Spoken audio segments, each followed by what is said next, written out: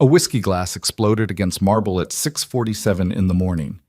Damian Moretti, Mafia boss, killer, heir to blood money and violence, stood there reeking of bourbon and expensive mistakes, watching the young housekeeper who refused to flinch. Everyone in his world performed fear. She didn't even blink. That silence became his obsession. Then his mother framed her for theft, and Damien stood frozen while the only honest person in his life walked out the door.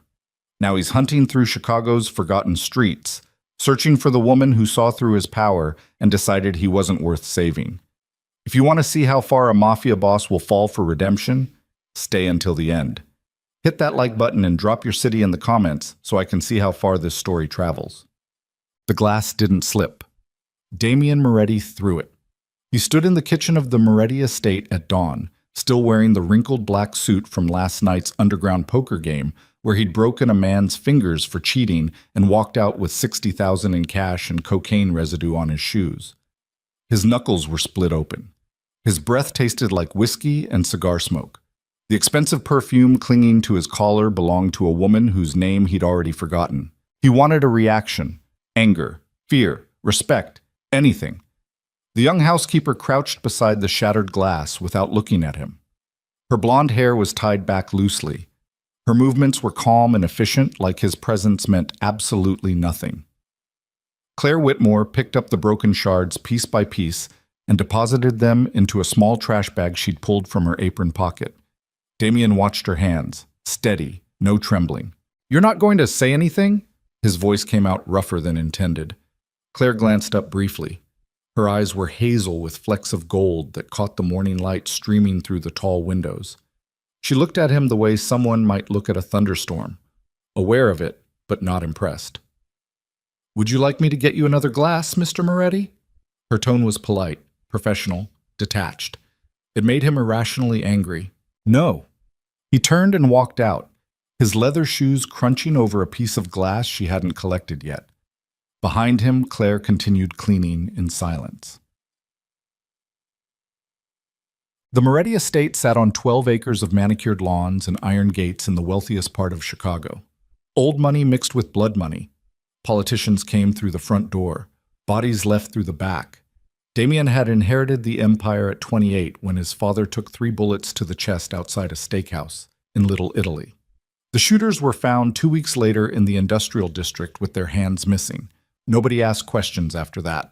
Now, at 32, Damien controlled the drug trade from the south side to the docks, owned half the city's construction contracts through shell companies, and had 4 aldermen on his personal payroll. He moved through Chicago like a hurricane, violent, unpredictable, and untouchable. People performed for him everywhere he went. His mother, Vivian Moretti, played the elegant socialite at charity galas while quietly ordering hits on rival families. His lieutenants laughed at jokes that weren't funny and nodded at ideas they privately thought were reckless. Women in nightclubs leaned closer when he entered, their smiles sharp and hungry for the power that radiated from him like heat. Even the cleaning staff moved differently when he was home. Faster, quieter, more careful not to disturb the sleeping predator, except Claire. She'd been working at the estate for 6 weeks. Damien didn't know where she'd come from. Human Resources handled the hiring for household staff, and he didn't care enough to ask. She cleaned the East Wing. She kept to herself. She showed up on time and left without drama.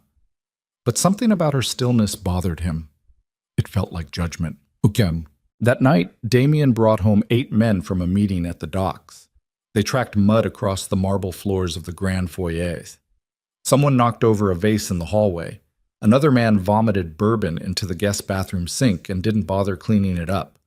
By 3 in the morning, the mansion smelled like cigars, sweat, and violence waiting to happen.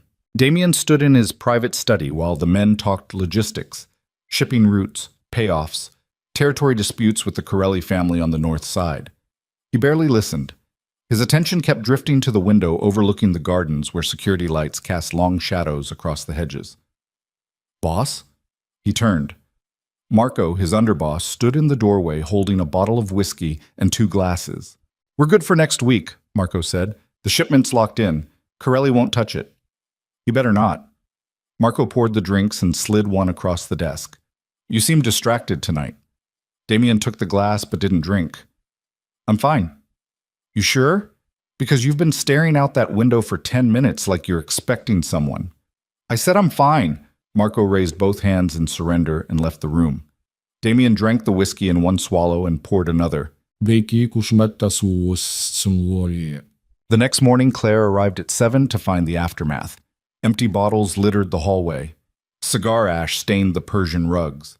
Someone had knocked over a lamp in the sitting room, and the broken glass glittered across the hardwood floor like diamonds. She didn't complain. She tied her hair back, pulled on rubber gloves, and started cleaning. Damien watched her from the second-floor balcony. She moved through this house methodically, sweeping, scrubbing, reorganizing furniture that had been shoved carelessly aside during the night. Her face remained neutral. No frustration, no exhaustion, just quiet competence. It unnerved him. He came downstairs and stood in the hallway while she worked. "You don't get tired of this?" he asked. Claire looked up from the floor where she was scrubbing a wine stain. "Of what, Mr. Moretti?" "Cleaning up after me." She sat back on her heels and studied him for a moment. "It's my job." "That's not an answer." "It's the only one I have." She returned to scrubbing. Damien clenched his jaw. "Most people would quit. Most people aren't me." "Clearly," Claire paused. She set down the brush and stood, peeling off her gloves slowly. "Is there something specific you need, Mr. Moretti? Because I have 6 more rooms to finish before noon." "Why aren't you afraid of me?" The question came out before he could stop it. Claire tilted her head slightly. "Should I be? Everyone else is." "I'm not everyone else. I could make your life very difficult." "You already do." She picked up the bucket and walked past him without waiting for a response.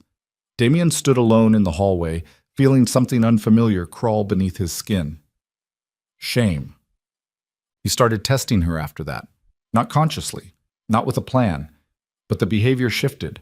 He trashed his bedroom before sunrise, overturned furniture, shattered bottles, sheets torn off the bed. Then he waited to see how she'd react when she came to clean. Claire knocked once, entered, and set to work without a word. He brought louder, drunker crowds home, let them destroy the guest wing, left the mess for her to handle. She handled it. He started leaving notes in places she'd find them. Passive-aggressive comments about missed spots, imaginary complaints about her work. He wanted to provoke something. Anger, tears, resignation. She never responded. The notes disappeared into the trash. Weeks passed like this. The obsession grew quietly. Damien found himself timing his mornings to cross paths with her in the kitchen. He'd pour coffee slowly, pretending not to watch while she prepared breakfast trays for the staff. Sometimes he'd ask pointless questions just to hear her voice. "Where are you from?" "Montana." "Why Chicago?" "Work." "You don't talk much." "You don't ask real questions." He almost smiled at that. Yes. One night in late October, Damien stumbled home at 4 a.m. after a brutal negotiation with the Corelli family that nearly ended in gunfire.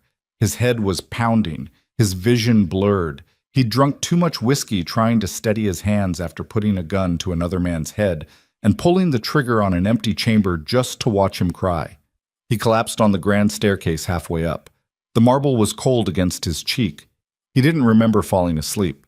When he woke, weak sunlight filtered through the tall windows. A blanket covered his shoulders.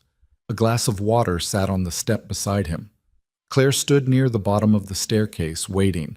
She wasn't smiling, wasn't angry, just watching. Damien sat up slowly, his entire body aching. "You didn't have to do this." "You were freezing. I could have made it to my room."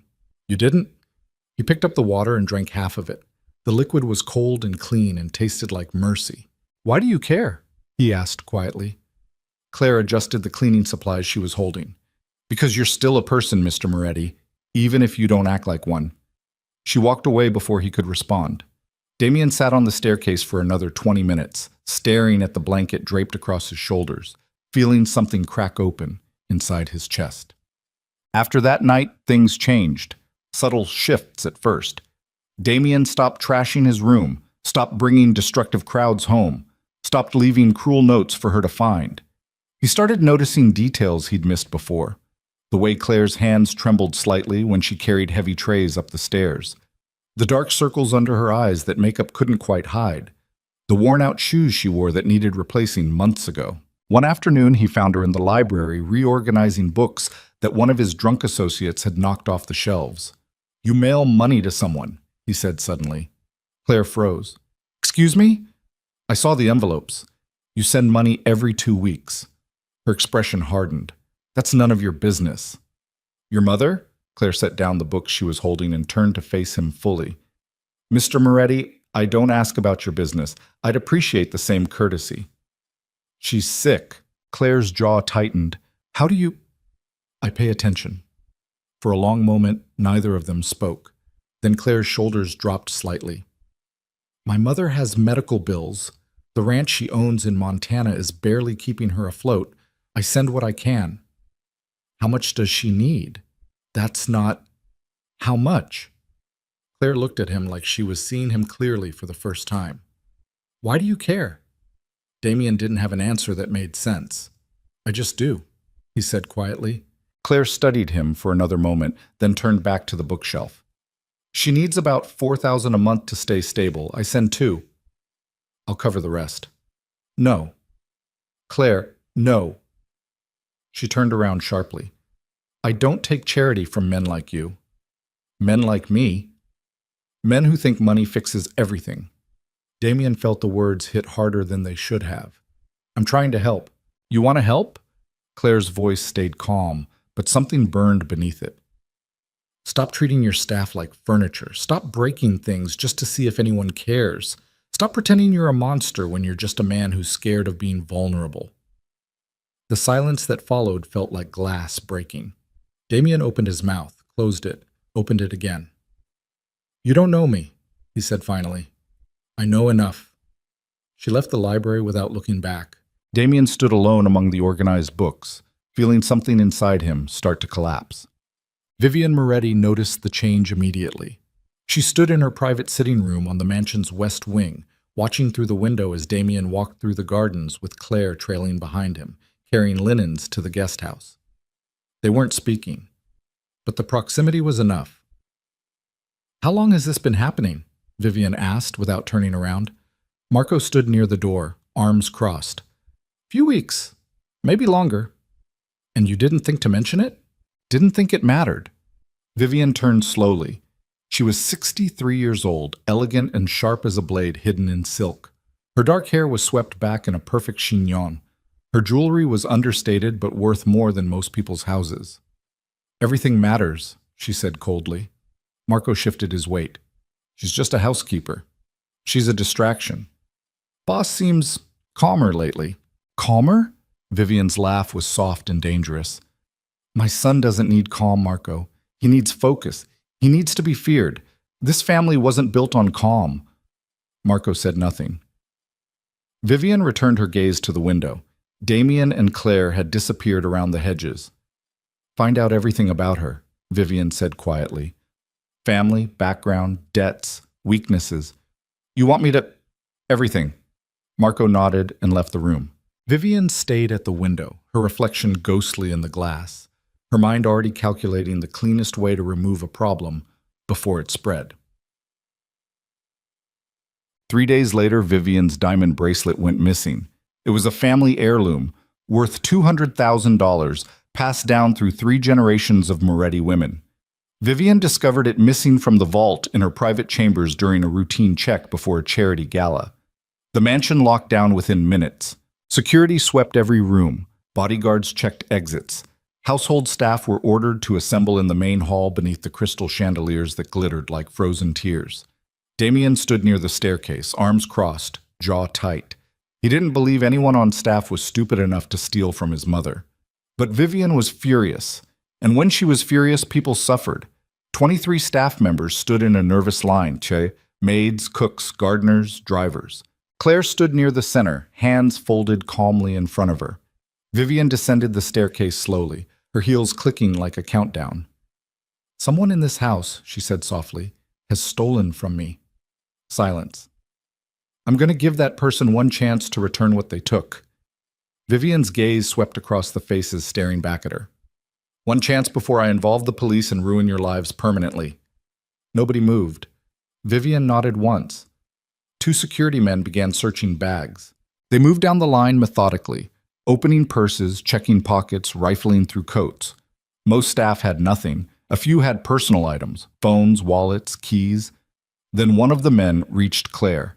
She handed over her bag without protest. The man opened it. 5 seconds later, he pulled out the diamond bracelet. The room went silent. Claire's face didn't change. She stared at the bracelet like it was a snake that had appeared in her hand without explanation. "I didn't steal that," she said calmly. Vivian stepped closer. "Then how did it get into your bag?" "I don't know." "You don't know?" Vivian's voice was soft, mocking. "How convenient." "Mrs. Moretti, I've never been inside your private chambers. I don't have access to the vault. I didn't take your bracelet." "And yet here it is." Damien felt something twist violently in his chest. His instinct screamed that this was wrong. The timeline didn't make sense. Claire's reaction was too calm. The setup was too clean. But his mouth stayed shut. Years of conditioning, years of loyalty, years of watching his mother orchestrate situations exactly like this. He stood frozen while the truth tried to claw its way out of his throat. Claire turned and looked directly at him. Not pleading, not desperate, just disappointed. That look destroyed him. "Mr. Moretti," she said quietly, "you know I didn't do this." He wanted to speak, wanted to defend her, wanted to call out the obvious frame job happening in front of everyone. But Vivian was watching, and Damien stayed silent. Claire's expression didn't change. She simply nodded once, like she'd just confirmed something she'd suspected all along. "I see," she said softly. She turned to Vivian. "I resign, effective immediately." Vivian smiled. "I think that's wise." Claire picked up her coat from a nearby chair. She didn't rush, didn't cry, didn't make a scene. She walked across the marble floor with her head high, her dignity intact, while 23 people watched in silence. Damien stood at the bottom of the staircase, his hands clenched into fists, his entire body screaming at him to move. But he didn't. Claire reached the front door. She paused for just a moment, her hand on the brass handle. Then she walked out into the cold October night without looking back. The door closed with a sound like a gunshot. Vivian turned to the remaining staff. "Everyone back to work." They scattered immediately. Damien stood alone in the empty hallway, staring at the closed door, feeling something inside him shatter into pieces he'd never be able to put back together. His mother's hand touched his shoulder lightly. "You'll thank me later," Vivian said softly. Damien looked at her. For the first time in his life, he saw his mother clearly, not as the elegant protector of the family, but as a woman willing to destroy innocent people to maintain control. "Get your hand off me," he said quietly. Vivian's smile faded. Damien walked up the stairs without another word, leaving his mother standing alone beneath the chandeliers, her diamond bracelet clutched in her perfectly manicured hand. Damien didn't sleep that night. He sat in his bedroom with the lights off, staring at the wall where shadows moved like accusations. The mansion felt different now, colder, emptier, like something essential had been cut out of it. Around 4 a.m, he heard footsteps in the hallway. His mother. She walked past his door without stopping, her heels clicking against marble in that measured rhythm she'd perfected over decades of pretending to be civilized. Damien's hands curled into fists against his thighs. By dawn, he was standing in the kitchen where it had all started weeks ago. The floor where he'd thrown the whiskey glass was spotless now. Someone else had cleaned it. Someone who wasn't Claire. Marco found him there 20 minutes later. "Boss, we need to talk about the Corelli situation. Not now. It's important. They're pushing back on the territory agreement." "I said not now." Marco stopped. He studied Damien's face carefully. "You all right?" "Do I look all right?" "Honestly, no." Damien turned away from the window. "The girl who got fired yesterday, Claire. Find out where she went." Marco's expression shifted slightly. "Boss, your mother said—" "I don't care what my mother said. Find her." "That's not a good idea. It wasn't a request." Marco hesitated, then nodded slowly. "I'll make some calls." "Do it quietly." "Quietly." Marco's mouth twitched. Right, because your mother definitely won't notice you're looking for the housekeeper she just framed and fired. Damien's jaw tightened. Get out. Marco left. Damien stood alone in the kitchen, his reflection distorted in the stainless steel of the refrigerator, looking like a stranger. The next 3 days passed like torture. Damien went through the motions, attended meetings, reviewed shipment manifests, signed off on bribes for aldermen and construction contracts. But his mind was somewhere else entirely. He kept replaying that moment in the hallway, Claire's face when she looked at him, not angry, not betrayed, just disappointed, like she'd expected better and realized she'd been wrong. That look haunted him worse than any violence he'd ever committed. On the 4th day, Marco came back with information. They met in Damien's private study after midnight. Marco dropped a folder on the desk. She's staying with a couple on the south side, Marco said. Elderly. The husband has Parkinson's. Claire's taking care of them in exchange for room and board. Damien opened the folder. Inside were photos taken from a distance. Claire walking down a residential street carrying groceries. Claire helping an old man up the front steps of a small brick house. Claire sitting on a porch swing at dusk, looking tired. She looked smaller somehow, or maybe just more real. That's it? Damien asked. That's it. No contact with anyone from the estate, no police report filed. She just disappeared. Damien stared at the photos. She didn't fight back. Would you? Against the Moretti family? She had nothing to lose. She had her life to lose. Marco leaned against the desk. Look, boss, I'm going to say something and you're not going to like it. When do I ever? Your mother did this deliberately. She wanted the girl gone, so she made her gone. Clean, efficient, no mess. Marco paused. That's how this family works. You know that. It was wrong. Wrong doesn't matter in our world. You taught me that. Damien looked up sharply. Don't quote me back to myself. Then don't act surprised when your mother does exactly what you would have done a year ago. The words landed like a punch. Damien closed the folder slowly. Get out, Marco. Boss, get the fuck out. Marco left without another word. Damien sat alone in the study, the photos spread across his desk like evidence of his own cowardice. 2 days later, Vivian called a family dinner. These weren't requests, they were summons. Damien arrived at 7. The dining room was set with crystal and silver, the table long enough to seat 20 but occupied by only 3. Damien, Vivian, and his younger sister Elena, who'd flown in from New York for reasons nobody had explained yet. Elena looked different, sharper. She'd cut her dark hair short and wore a black suit that made her look like a younger, angrier version of their mother. You look like hell, Elena said as Damien sat down. Thanks. She's not wrong. Vivian dabbed her lips with a napkin. You've been distracted lately. I'm fine. You're not fine. You're obsessing over a housekeeper. The table went quiet. Elena glanced between them. What housekeeper? Nobody important, Vivian said smoothly. Damien's fork scraped against his plate. Her name was Claire. Was, Vivian emphasized. Past tense. She's gone, Damien. Let it go. You framed her. Elena's eyebrows shot up. You what? It was necessary, Vivian said calmly. The girl was becoming a distraction. Damien was losing focus. She had to be removed. Removed? Damien's voice was flat, like she was a problem to solve. She was. Elena leaned back in her chair, looking between them with something close to fascination. Jesus Christ, Mom, even for you that's cold. This family requires difficult decisions. You both know that. Framing an innocent woman isn't a difficult decision, Damien said. It's cruelty. Vivian set down her fork with precision. Don't lecture me about cruelty, Damien. I've spent 30 years protecting this family from people who would destroy us without blinking. That girl was making you weak. She was making me human. Same thing.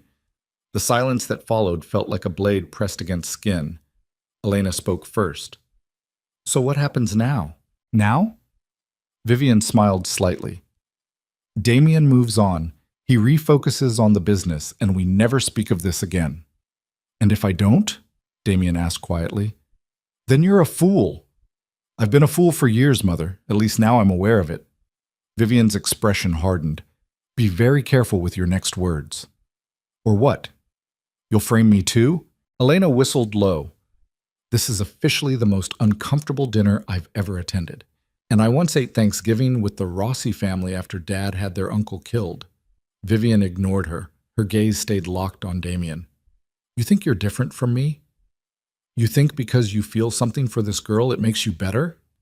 I think it makes me less of a monster. We're all monsters, Damien. The only difference is I don't apologize for it. Damien stood abruptly. His chair scraped against the floor. Where are you going? Vivian asked. Anywhere but here. Sit down. No. Damien, I'm done, Mother, with this dinner, with your manipulations, with pretending this family is anything other than a machine that destroys people. He walked out before she could respond. Behind him, Elena's voice drifted through the doorway. Well, that went great. Really smooth, Mom. Damien didn't hear Vivian's reply. He was already halfway to the garage. He drove aimlessly for hours. Through downtown, past the docks, along Lake Michigan, where the water looked black and endless under the clouded sky. He ended up on the south side without planning it. The address Marco had given him was burned into his memory. A small brick house on a tree-lined street where the streetlights flickered and the sidewalks were cracked from decades of Chicago winters. Damien parked 3 houses down. He sat in his car with the engine off, staring at the lit windows where shadows moved behind curtains. One shadow was Claire. He could see her silhouette, helping someone stand, moving carefully through what looked like a living room. She was working again, taking care of people who couldn't take care of themselves. The same thing she'd done at the Moretti estate, except now she was doing it somewhere honest. Damien's hands gripped the steering wheel until his knuckles turned white.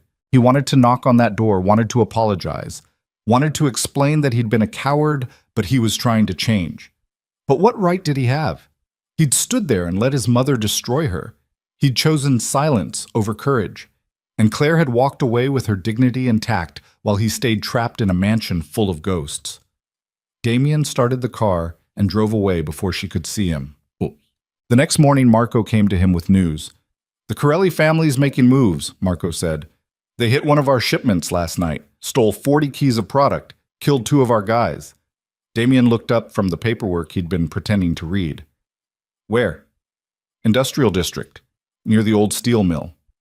And you're just telling me this now? I told you last night. You didn't answer your phone. Damien rubbed his face. What do they want? Leverage. They know we've been weak lately. They're testing boundaries. Weak. The word tasted bitter. Is that what people are saying? Marco hesitated. People are saying you're distracted, that your head's not in the game. Maybe it's not. Boss, this is serious. Corelli's trying to start a war. If we don't respond, we look vulnerable. Other families will start circling. Then we respond. How? Damien stood. Set up a meeting tomorrow night. Neutral location. Tell Corelli I want to discuss terms. He's not going to negotiate. He's going to push. Let him push. I need to see how far he'll go. Marco studied him carefully. You're planning something. I'm always planning something.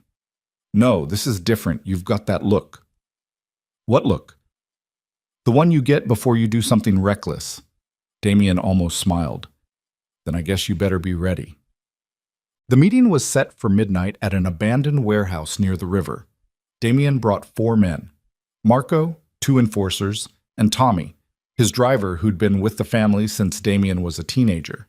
They arrived early and swept the building. Empty offices, rusted machinery, concrete floors stained with God knows what. The Corelli family showed up 20 minutes late. Antonio Corelli was 60 years old, built like a brick wall, with gray hair slicked back and a scar running from his left eyebrow to his jaw. He'd been running the North Side for 30 years and had survived 3 assassination attempts. He walked in flanked by 6 men. The numbers were uneven deliberately, a power play. Antonio stopped 10 feet away. Moretti, you look like shit. You look old, Damien replied. I am old. That's why I'm still alive. Antonio crossed his arms. You wanted to talk, so talk. You hit my shipment. I took back what was mine. The docks belong to me. Not anymore. Antonio smiled. Things are changing, kid. You've been sleeping. Your mother's getting soft. Your organization's falling apart. Careful, Antonio. Or what? You'll threaten me. You'll send your boys after mine?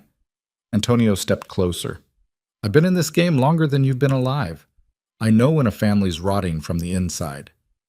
Damien's jaw tightened. You're overstepping. I'm taking what I'm owed. Your father promised me access to the southern routes 10 years ago. He died before making good on it. Now I'm collecting. My father's deals died with him. Then we got a problem. The tension in the room thickened. Marco shifted his weight subtly, ready to move. Tommy's hand drifted toward the gun beneath his jacket. Antonio's men responded with identical movements. For a long moment, nobody spoke. Then Damien did something nobody expected. He laughed. Not a polite laugh. A real one. Bitter and exhausted and edged with something dangerous. You think this is funny? Antonio's face darkened. I think it's exactly what I deserve, Damien said. I've been so busy destroying my own life that I didn't even notice you circling like a vulture. Damien, Marco warned quietly. Damien ignored him. Here's what's going to happen, Antonio.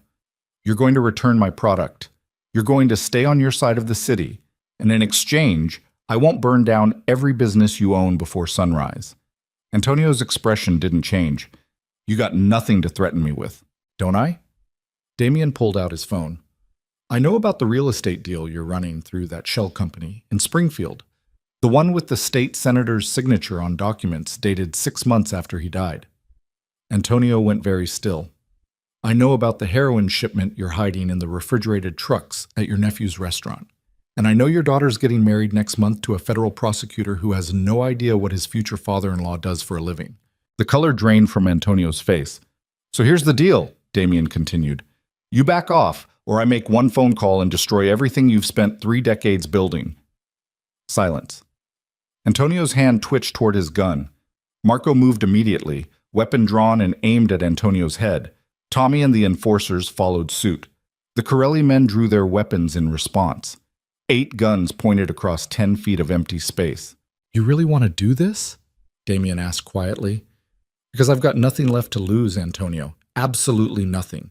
That makes me very, very dangerous. Antonio stared at him for a long moment. Then slowly, he raised a hand. His men lowered their weapons. Marco kept his gun trained on Antonio's head. Stand down, Marco, Damien said softly. Boss. Stand down! Marco lowered his weapon reluctantly. Antonio straightened his jacket. You win this round, Moretti, but you better watch your back. I always do. Antonio and his men left without another word. The warehouse fell silent except for the sound of rain starting to fall outside. Tommy exhaled loudly. Jesus Christ, boss, I thought we were all going to die. We still might, Marco muttered. He turned to Damien. That was insane. You just backed a paranoid psychopath into a corner. He'll back off. For now. But you made an enemy tonight. I've had enemies my entire life. Damien walked toward the exit. One more doesn't change anything. Outside, rain fell in cold sheets across the empty parking lot. Damien stood there for a moment, letting the water soak through his suit jacket, feeling the chill work its way into his bones. Marco appeared beside him. You trying to get pneumonia? I'm trying to figure out who I am. You're a Mafia boss. That's who you are. No. Damien turned to face him. That's what I do. It's not who I am. What's the difference?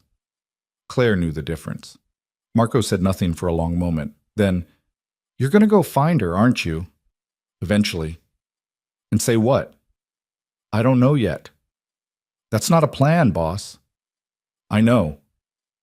They stood in the rain, 2 men shaped by violence, trying to understand something neither of them had words for. 3 days later, Elena showed up at Damien's penthouse unannounced. She let herself in using the spare key he'd forgotten she had, and found him on the balcony, drinking bourbon and staring at the city lights. You look worse, she observed. Thanks for the update. Elena grabbed the bottle from his hand and took a drink straight from it. Mom sent me to check on you. I'm fine. You're not fine. You're spiraling. She handed the bottle back. So here's what's going to happen. You're going to tell me the truth about this housekeeper girl, and I'm going to decide if Mom's right or if you're actually onto something. Since when do you care? Since you stopped acting like the terrifying older brother I grew up with and started acting like a depressed poet. Despite himself, Damien almost smiled. Elena sat down beside him. So, the girl, Claire, what's her deal? She saw me. Everyone sees you. No, she saw me. Not the Mafia boss. Not the Moretti heir. Just me. Elena was quiet for a moment. And that scared you. Terrified me. So you let Mom frame her and stood there like a coward. Yes. And now you're what? Having an existential crisis about your entire life? Pretty much. Elena nodded slowly. Good. Damien looked at her. Good? Yeah, good. You needed this. She took another drink. You know what our family is, Damien? It's a meat grinder. It takes decent people and turns them into monsters. You, me, Mom. We're all monsters. The question is whether we choose to stay that way. Mom seems happy being a monster. Mom's terrified of being anything else. She thinks humanity is weakness. She spent her entire life trying to crush it out of herself and everyone around her. She's done a good job. With you, maybe. But I left. Moved to New York, started over. Elena looked at him seriously. You can too. It's not that simple. It never is. But you've got two choices, big brother. You can stay in this family and become exactly like Mom, cold, calculating, and alone. Or you can walk away and find out who you actually are underneath all the violence. Walking away means starting a war. Then start a war. Elena stood. But whatever you do, stop torturing yourself. Either fix it or accept it. This middle ground bullshit is killing you. She walked to the door, then paused. For what it's worth, I hope you find her, I hope you apologize, and I hope she tells you to go to hell, because you deserve that. Thanks. Anytime. Elena left. Damien sat alone on the balcony until the bourbon was gone and the city lights blurred into one continuous glow. The next morning he made a decision. He called Marco. I need to see Claire. Silence on the other end. Boss, don't argue. Just tell me if she's still at that house on the south side. She is. Then I'm going. Your mother's going to lose her mind. My mother can join the club. Damien hung up before Marco could protest further. He showered, shaved, put on jeans and a plain black shirt. No designer suits, no Rolex, no armor made of money and violence.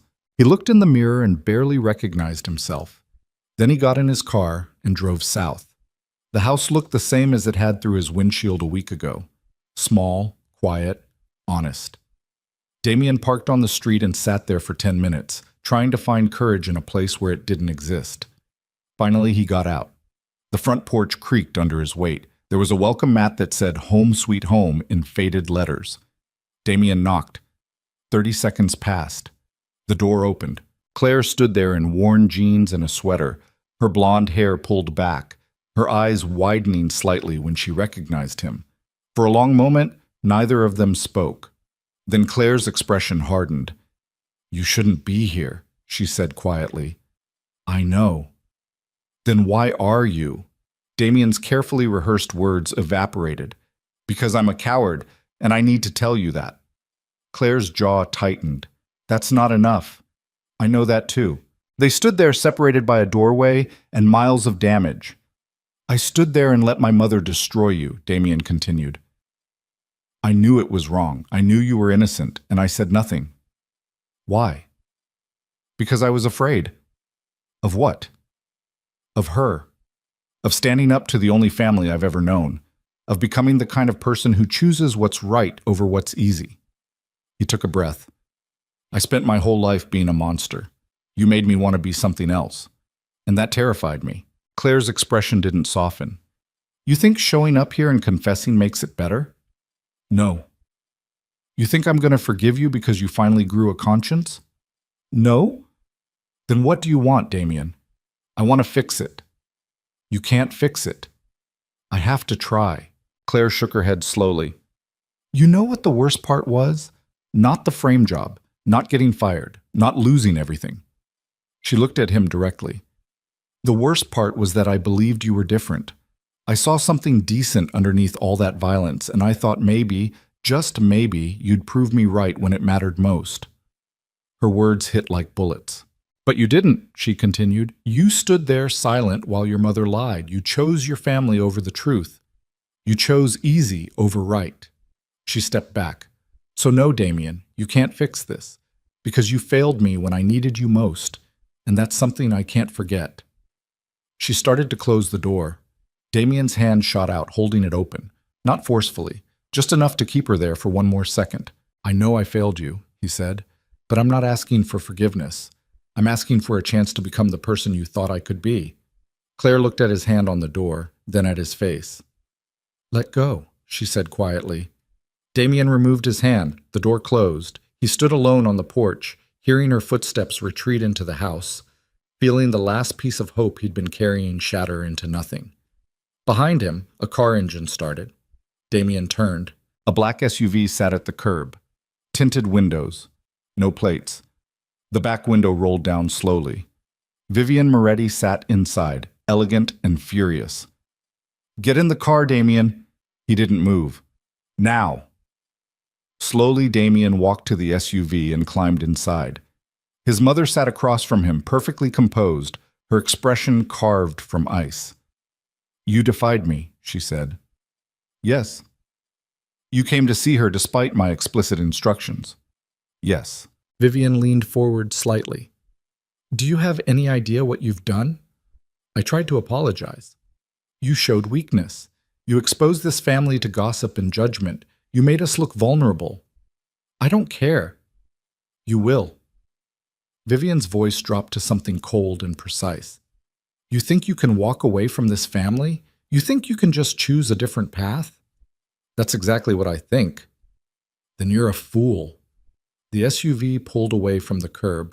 Damien watched Claire's house disappear through the rear window. Where are we going? He asked. Vivian smiled, but there was no warmth in it. Somewhere you'll learn the cost of betrayal. The SUV turned onto the highway, heading north toward the industrial district where streetlights gave way to darkness and the buildings were empty except for rats and ghosts. Damien's phone buzzed in his pocket. A text from Marco. Your mother knows, get out of there. But it was already too late.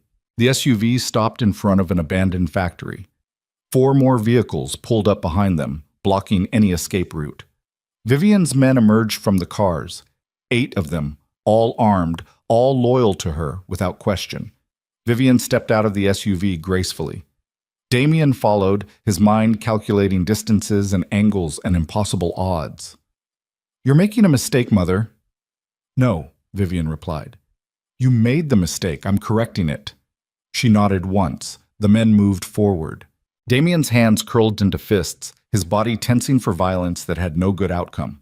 And in that moment, standing in an empty parking lot surrounded by his mother's soldiers, Damien Moretti realized he'd finally reached the point of no return. The first punch came from his left. Damien twisted, caught the man's wrist, and broke it with a sharp crack that echoed across the empty parking lot. The second attacker rushed him from behind. Damien drove his elbow backward into the man's throat, heard him choke and collapse. But there were 6 more. They came at him together this time, coordinated and brutal. A fist slammed into Damien's ribs. Another caught his jaw. He tasted blood and concrete as someone kicked his legs out from under him. He hit the pavement hard, his vision blurring. Through the pain, he saw his mother watching from beside the SUV, her expression calm and detached, like she was observing a business transaction. Damien tried to stand. A boot caught him in the stomach, then another in his back. He curled instinctively, protecting his head while the kicks kept coming. Methodical, professional, designed to hurt, but not kill. Not yet. Enough! Vivian's voice cut through the violence like a blade. The men stepped back immediately. Damien lay on the cold asphalt, breathing in ragged gasps, blood pooling beneath his cheek. Every nerve in his body screamed. Vivian's heels clicked closer.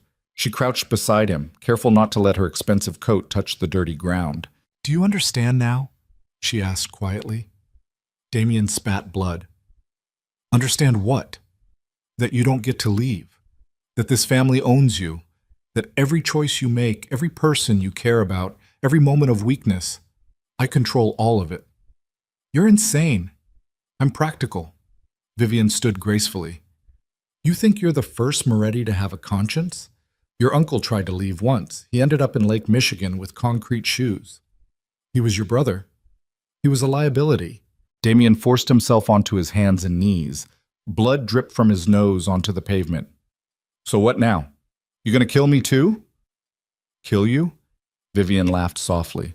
No, darling. I'm going to teach you a lesson you'll never forget. She nodded to one of her men. He pulled out his phone and showed Damien the screen. It was a photo of Claire. Recent. High resolution. Taken from across the street of the house where she'd been living. Damien's blood went cold. You touch her. I won't have to touch her, Vivian interrupted. You will. What? That girl rejected you tonight, told you to leave, made you look weak. Vivian's voice was calm, almost gentle. But she's still a problem. She knows too much about this family. She's seen too much. And most importantly, she represents everything that's making you soft. She doesn't know anything. She knows you. That's enough. Vivian turned to her men. Get him up. Two of them hauled Damien to his feet. His ribs screamed in protest. His vision swam. Vivian stepped closer. Here's what's going to happen. You're going to go back to that house. You're going to tell Claire that you need to speak with her privately, and you're going to bring her to me. No. Yes.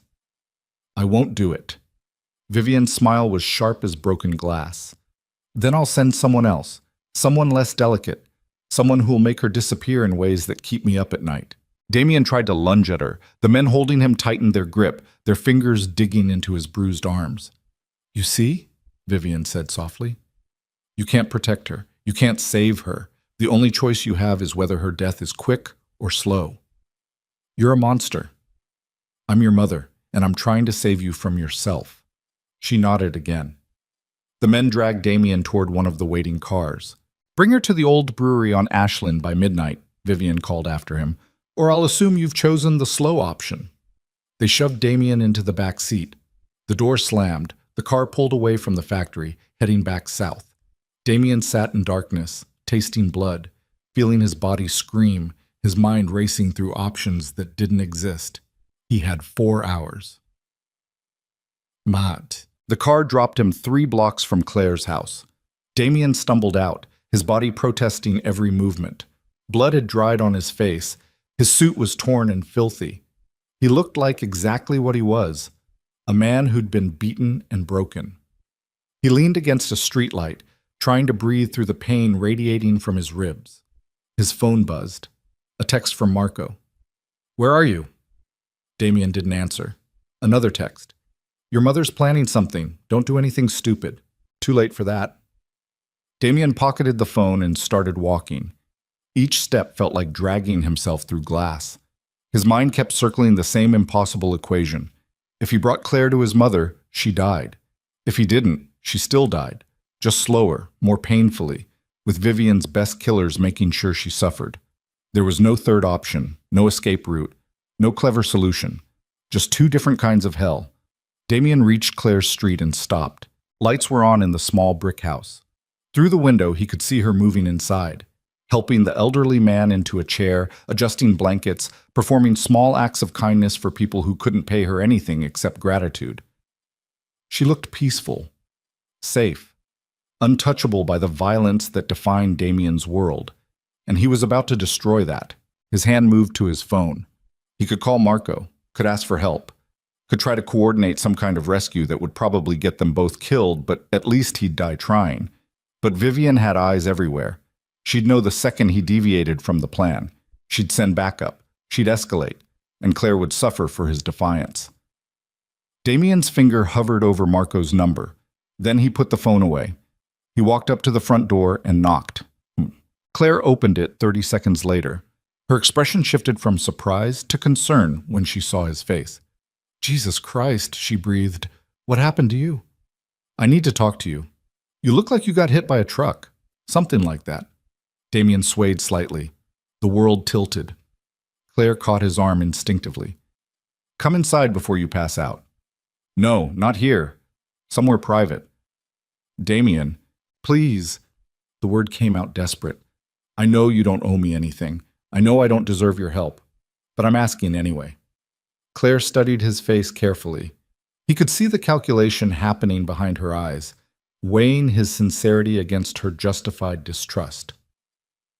Where? She asked finally. There's a place, 15 minutes away. It's safe.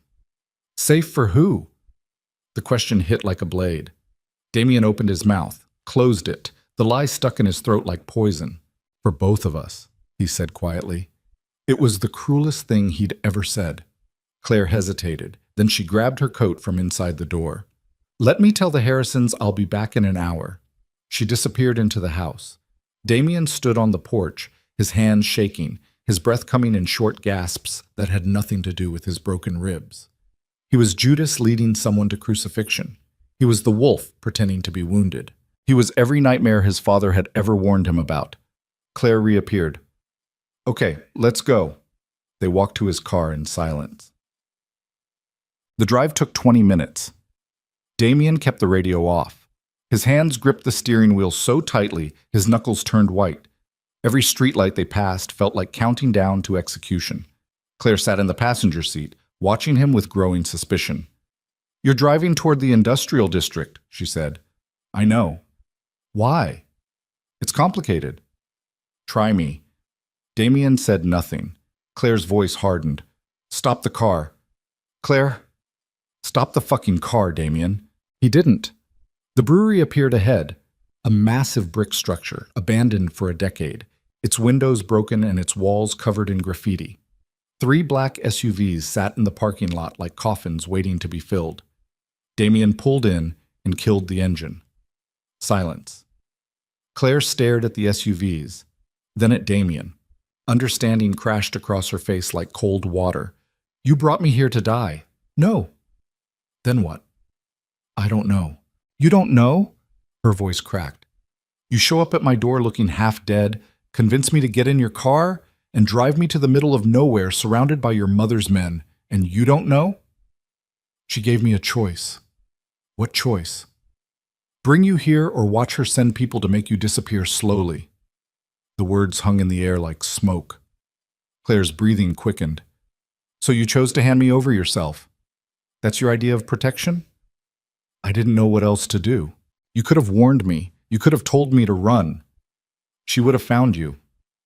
So I was dead either way, and you just decided to be the one holding the knife? Claire's hand moved to the door handle. You're exactly the monster I thought you were. She tried to open the door. It was locked from the driver's controls. Let me out, Claire said quietly. I can't. Let me out, Damien. Not until I figure out how to fix this. There's nothing to fix. You made your choice. She slammed her palm against the window. Let me the fuck out. The passenger door opened from the outside. One of Vivian's men stood there, gun drawn, expression blank. Ms. Whitmore, he said politely, please come with me. Claire looked at Damien one last time, not with anger, not with fear, with complete and utter disappointment. I hope this destroys you, she said softly. Then she stepped out of the car. Hush. They took her inside the brewery. Damien followed, his body moving mechanically, his mind screaming. The interior was cavernous. High ceilings, rusted equipment, concrete floors stained with decades of industrial runoff. Vivian stood in the center beneath a flickering work light, elegant as always, completely out of place in the industrial decay. 2 men flanked her. 4 more stood near the exits. Claire was pushed forward. She stumbled but caught herself, her posture straightening immediately. Claire Whitmore, Vivian smiled. We meet again. Go to hell. Charming. Vivian circled her slowly. You know, I almost respect you. Almost. You had every opportunity to disappear quietly, to take the hint and move on with your life. But instead, you stayed. You kept working. You made my son fall in love with you. I didn't make him do anything. Didn't you? Vivian stopped directly in front of her. You saw a powerful man and decided to see what you could extract from him. Money, protection, status. That's not what happened. No? Vivian glanced at Damien. Then what was it? True love? Claire didn't answer. It doesn't matter, Vivian continued. What matters is that you represent a weakness I can't tolerate. My son was perfectly functional before you, cold, efficient, feared. Now he's questioning everything, hesitating, showing mercy. Maybe that's called being human. Vivian slapped her. The sound echoed across the empty brewery. Claire's head snapped to the side. When she looked back, blood trickled from her split lip, but her eyes were steady. Humanity, Vivian said coldly, is what gets people killed in our world. Damien stepped forward. Mother, stay where you are. This has gone far enough.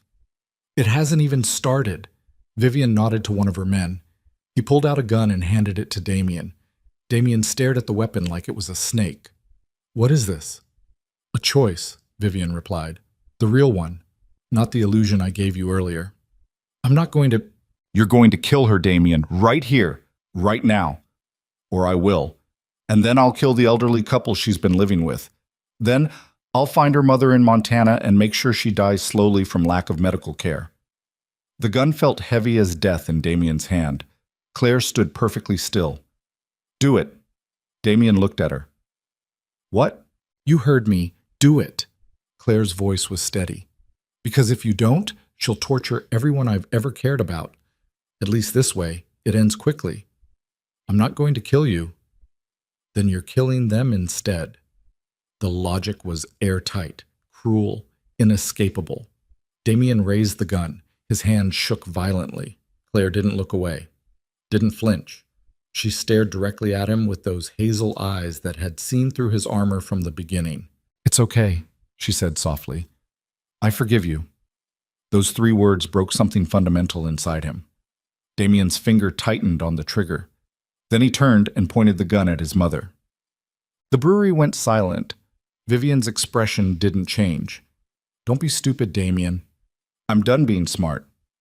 You point that gun at me, you declare war on this entire family. Then we're at war. You'll lose. Probably. Damien's hand steadied. But at least I'll lose as myself, not as whatever you've been trying to turn me into. Vivian's men moved forward, weapons drawn. Damien pressed the gun against his mother's forehead. Tell them to back off, or I'll paint this floor with your brains. You won't shoot me. Try me. For the first time in decades, Vivian Moretti looked uncertain. She raised a hand. Her men stopped. Let Claire walk out of here, Damien said quietly. Right now, unharmed. And I'll do whatever you want. You're in no position to negotiate. Neither are you, because if I die here tonight, you die too, and this family collapses without you holding it together. Vivian's jaw tightened. Damien pressed the gun harder against her skin. Let her go! Silence stretched like razor wire. Then Vivian spoke without looking away from her son. Marco. A figure stepped out of the shadows near the door. Marco. Damien's heart stopped. His underboss. His friend. His most trusted lieutenant. Marco walked forward holding a gun trained on Claire's back. Sorry, boss, Marco said quietly, but I've been working for your mother longer than I've been working for you. The betrayal hit Damien like a physical blow. How long? He asked. Since the beginning. Since your father died. She needed someone close to you. Someone who could report everything. Marco's expression was apologetic but firm. I never wanted it to go this far, but you forced her hand. Damien's world tilted. Every meeting, every strategy session, every private conversation. Marco had been feeding information to Vivian the entire time. There had never been any privacy, never been any escape. Lower the gun, boss, Marco said. Before this gets worse. Damien kept the weapon pressed against his mother's head. If you shoot her, I shoot Vivian. We all die together. Or you lower the gun, and maybe Claire walks out of here alive. You're lying. Maybe. But it's the only chance she's got. Damien looked at Claire. She stood frozen. Marco's gun inches from her spine, her face pale but composed. She shook her head slightly. Don't do it. But Damien was already lowering the weapon. He couldn't watch her die. Couldn't be responsible for another bullet tearing through her body. Couldn't live with that image branded into his memory. The gun dropped to his side. Vivian stepped back smoothly, her composure returning instantly. She straightened her coat and turned to Marco. Kill them both. The world stopped. Marco's expression didn't change. Both? My son has proven himself incapable of loyalty. He's chosen this girl over his family. That makes him a liability. Vivian's voice was cold and final. Shoot him first. Make her watch. Then shoot her. Clean up the bodies and have them disappear into the lake by morning. Marco hesitated. For one brief second, something flickered in his eyes. Doubt, regret, maybe even guilt. Then it vanished. He raised his gun toward Damien. I really am sorry, boss. The gunshot echoed through the brewery like thunder. But the bullet didn't hit Damien. It hit one of Vivian's men standing near the door. The man collapsed, blood spreading across the concrete. Everyone froze. Marco swung his gun toward the other guards. Get down, boss! Now! Damien tackled Claire to the ground as gunfire erupted across the brewery. Marco emptied his clip into Vivian's men with surgical precision. 2 more dropped. The others scattered, returning fire that pinged off rusted machinery and shattered ancient windows. What the fuck are you doing? Damien shouted over the chaos. Saving your ungrateful ass! Marco reloaded behind a support pillar. You think I actually wanted to kill you? I've been stalling your mother for weeks. You told her everything. I told her what she needed to hear to keep you alive. Another burst of gunfire. Marco returned it without hesitation. Vivian had disappeared into the shadows, her voice screaming orders that were barely audible over the violence. Get Claire out of here, Marco yelled. There's a door behind the old bottling equipment. Goes to the loading dock. My car's waiting. What about you? I'll handle this. Go. Damien grabbed Claire's hand and ran. They sprinted through the brewery, ducking behind equipment while bullets shredded the air around them. Claire stumbled. Damien caught her, pulled her forward, his broken ribs screaming with every movement. The door appeared ahead. Metal, rusted, barely visible in the dim light. Damien slammed into it, locked. He kicked it, once, twice. The third time it burst open. They fell through into the cold night air of the loading dock. A car sat 30 feet away, engine running. They ran for it. Behind them, the gunfire continued, chaotic, deafening, deadly. They reached the car. Damien shoved Claire into the passenger seat and threw himself behind the wheel. He floored it. The car screamed out of the parking lot, tires screeching, heading south toward anywhere that wasn't here. In the rearview mirror, Damien watched the brewery recede, its broken windows glowing with muzzle flashes, its interior consuming itself with violence. Marco was still inside, fighting Damien's mother, buying them time with his own life. Claire sat beside him, breathing hard, her hands shaking, blood on her lip. Where are we going? She asked. Damien didn't have an answer. He just pointed a gun at his mother. He declared war on his own family. Marco had betrayed Vivian to save them, which meant Marco was as good as dead if they didn't get back to help him. But going back meant dying. And not going back meant abandoning the one person who'd actually been loyal when it mattered. Damien's phone buzzed. A text from an unknown number. You have 24 hours to turn yourself in. After that, everyone you've ever spoken to dies, starting with the old couple she lived with. Claire read it over his shoulder. She's going to kill them, Claire said quietly. I know. The Harrisons, they're innocent. They don't have anything to do with... I know. So what do we do?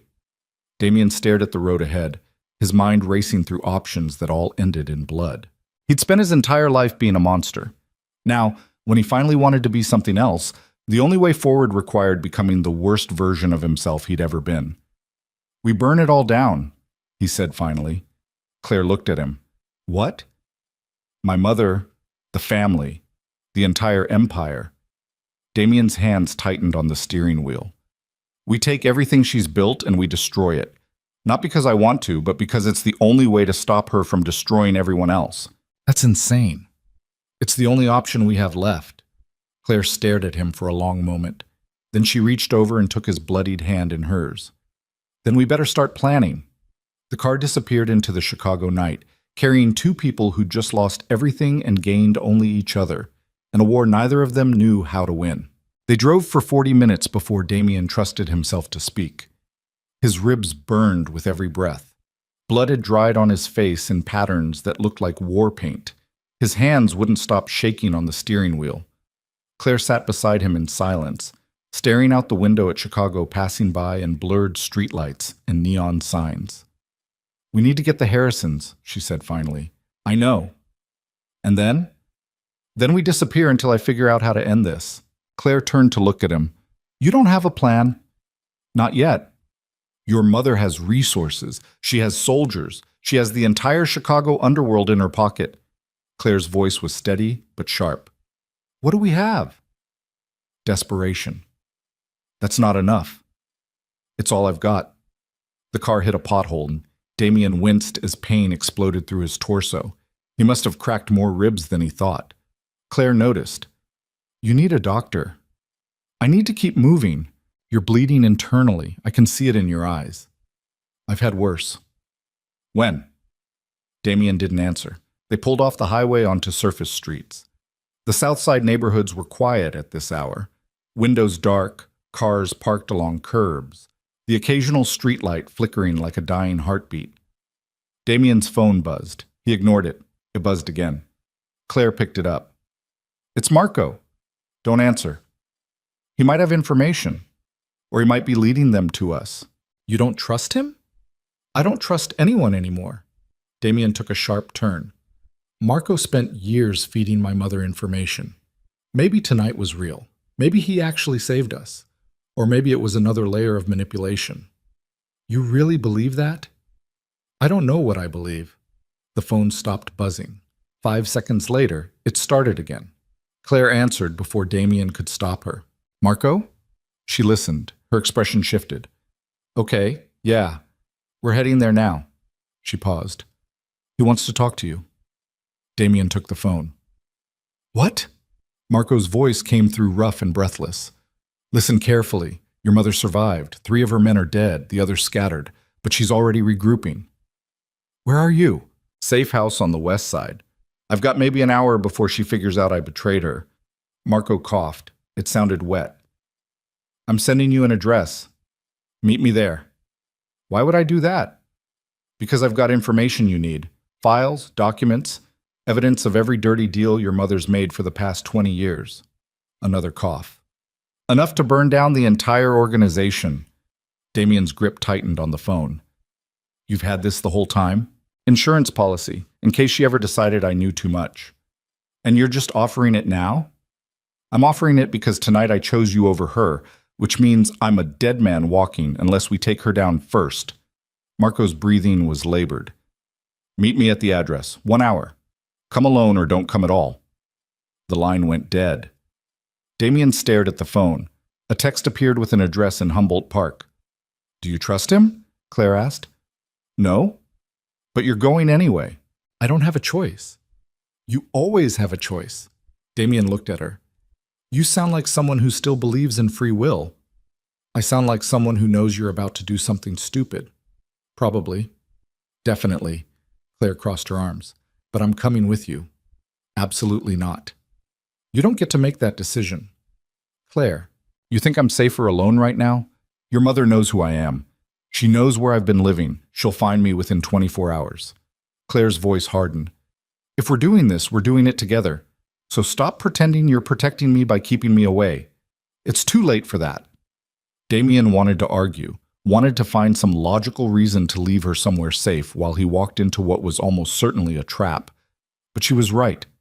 There was no safe anymore. Only different degrees of danger. "Fine," he said quietly.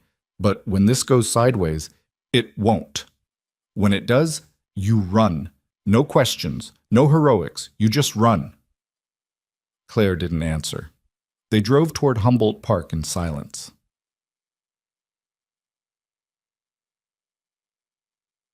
The address led them to a 3-flat apartment building wedged between a bodega and a closed barber shop. Graffiti covered the brick walls. The front door hung crooked on its hinges. Damien parked 2 blocks away. "Stay in the car," he said. "Not a chance." "Claire, we already had this argument. You lost." She got out before he could respond. They walked to the building together. Damien's hand rested on the gun tucked into his waistband, the same weapon he'd pointed at his mother an hour ago. It felt heavier now, like it had absorbed the weight of everything that had happened. The building's entrance was unlocked. They climbed the stairs to the 3rd floor. The hallway smelled like cigarette smoke and mildew. Apartment 3C sat at the end. Damien knocked twice. No answer. He tried the handle. Unlocked. The door swung open on squeaking hinges.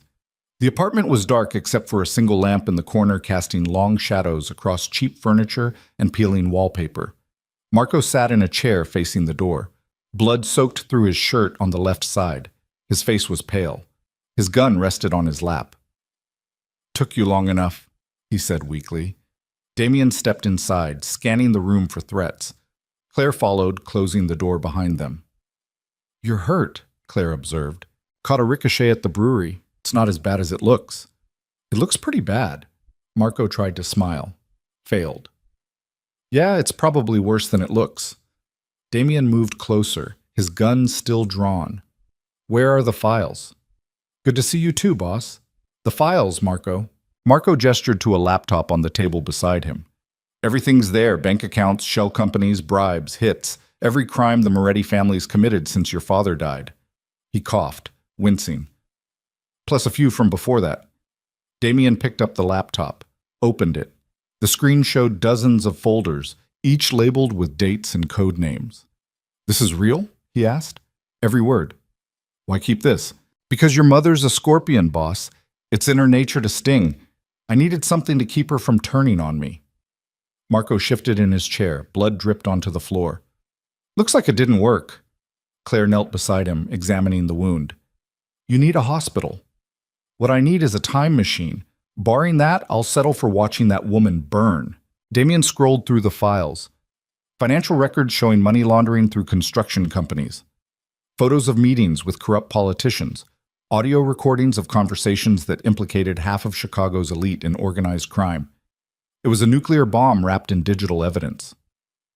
"Why give this to me?" Damien asked. "Because you're the only one stupid enough to actually use it." "What does that mean?" Marco looked at him with something close to affection. "It means you're not like her, boss. You never were. You pretended. You played the part. But underneath all that violence, you've got something she doesn't." "What?" "A conscience." Damien felt the word land like a punch. "That's not a compliment in our world," he said quietly.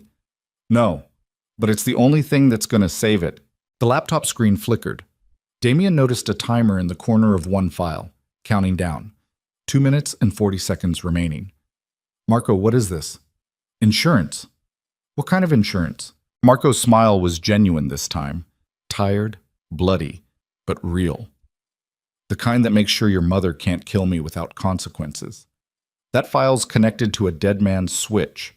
If my heart stops, every piece of evidence on that laptop gets sent to the FBI, the DEA, the Chicago Tribune, and about 50 other organizations that would love to destroy the Moretti family." "You're bluffing." "Am I?" Damien stared at the countdown. 2 minutes and 15 seconds. "That wound's going to kill you," he said. "Eventually. So you're holding yourself hostage." "Holding us all hostage." Marco coughed again. More blood. "Your mother can't touch me. Can't touch you. Can't touch Claire. Because the second I die, her empire collapses. She'll find a way around it. Not in time. That's the beauty of it. She's got maybe 6 hours before I bleed out. 6 hours to decide whether she wants revenge or survival." Marco leaned back. "And we both know Vivian Moretti values survival above everything." The room fell silent except for the sound of Marco's labored breathing. Claire spoke first. "So, what do we do?" "We use the time," Marco said.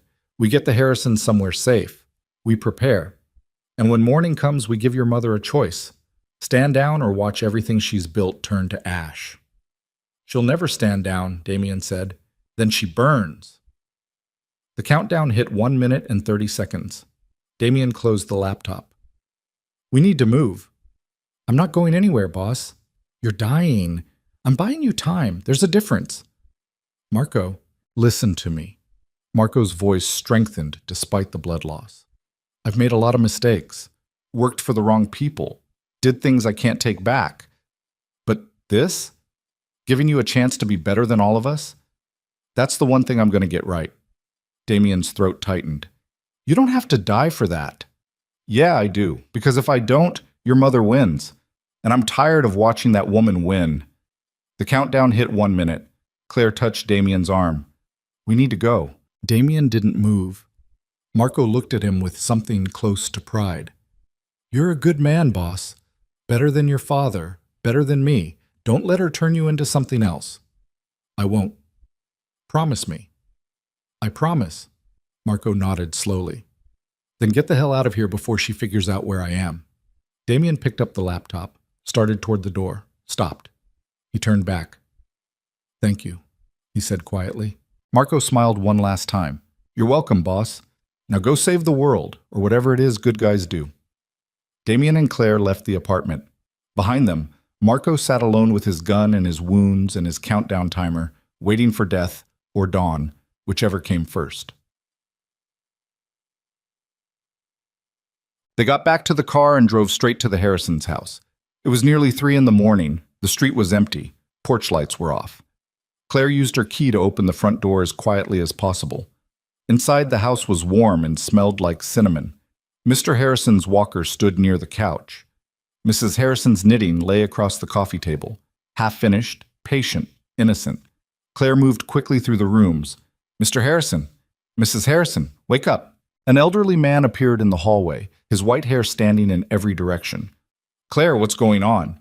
We need to leave, right now. It's 3 a.m. I know, I'm sorry, but it's not safe here anymore. Mrs. Harrison emerged behind her husband, wrapped in a robe, her expression confused but trusting. Dear, you're scaring us. I know. I'm sorry. Claire's voice cracked slightly. But I need you to trust me. Pack whatever you need for a few days. We're leaving in 5 minutes.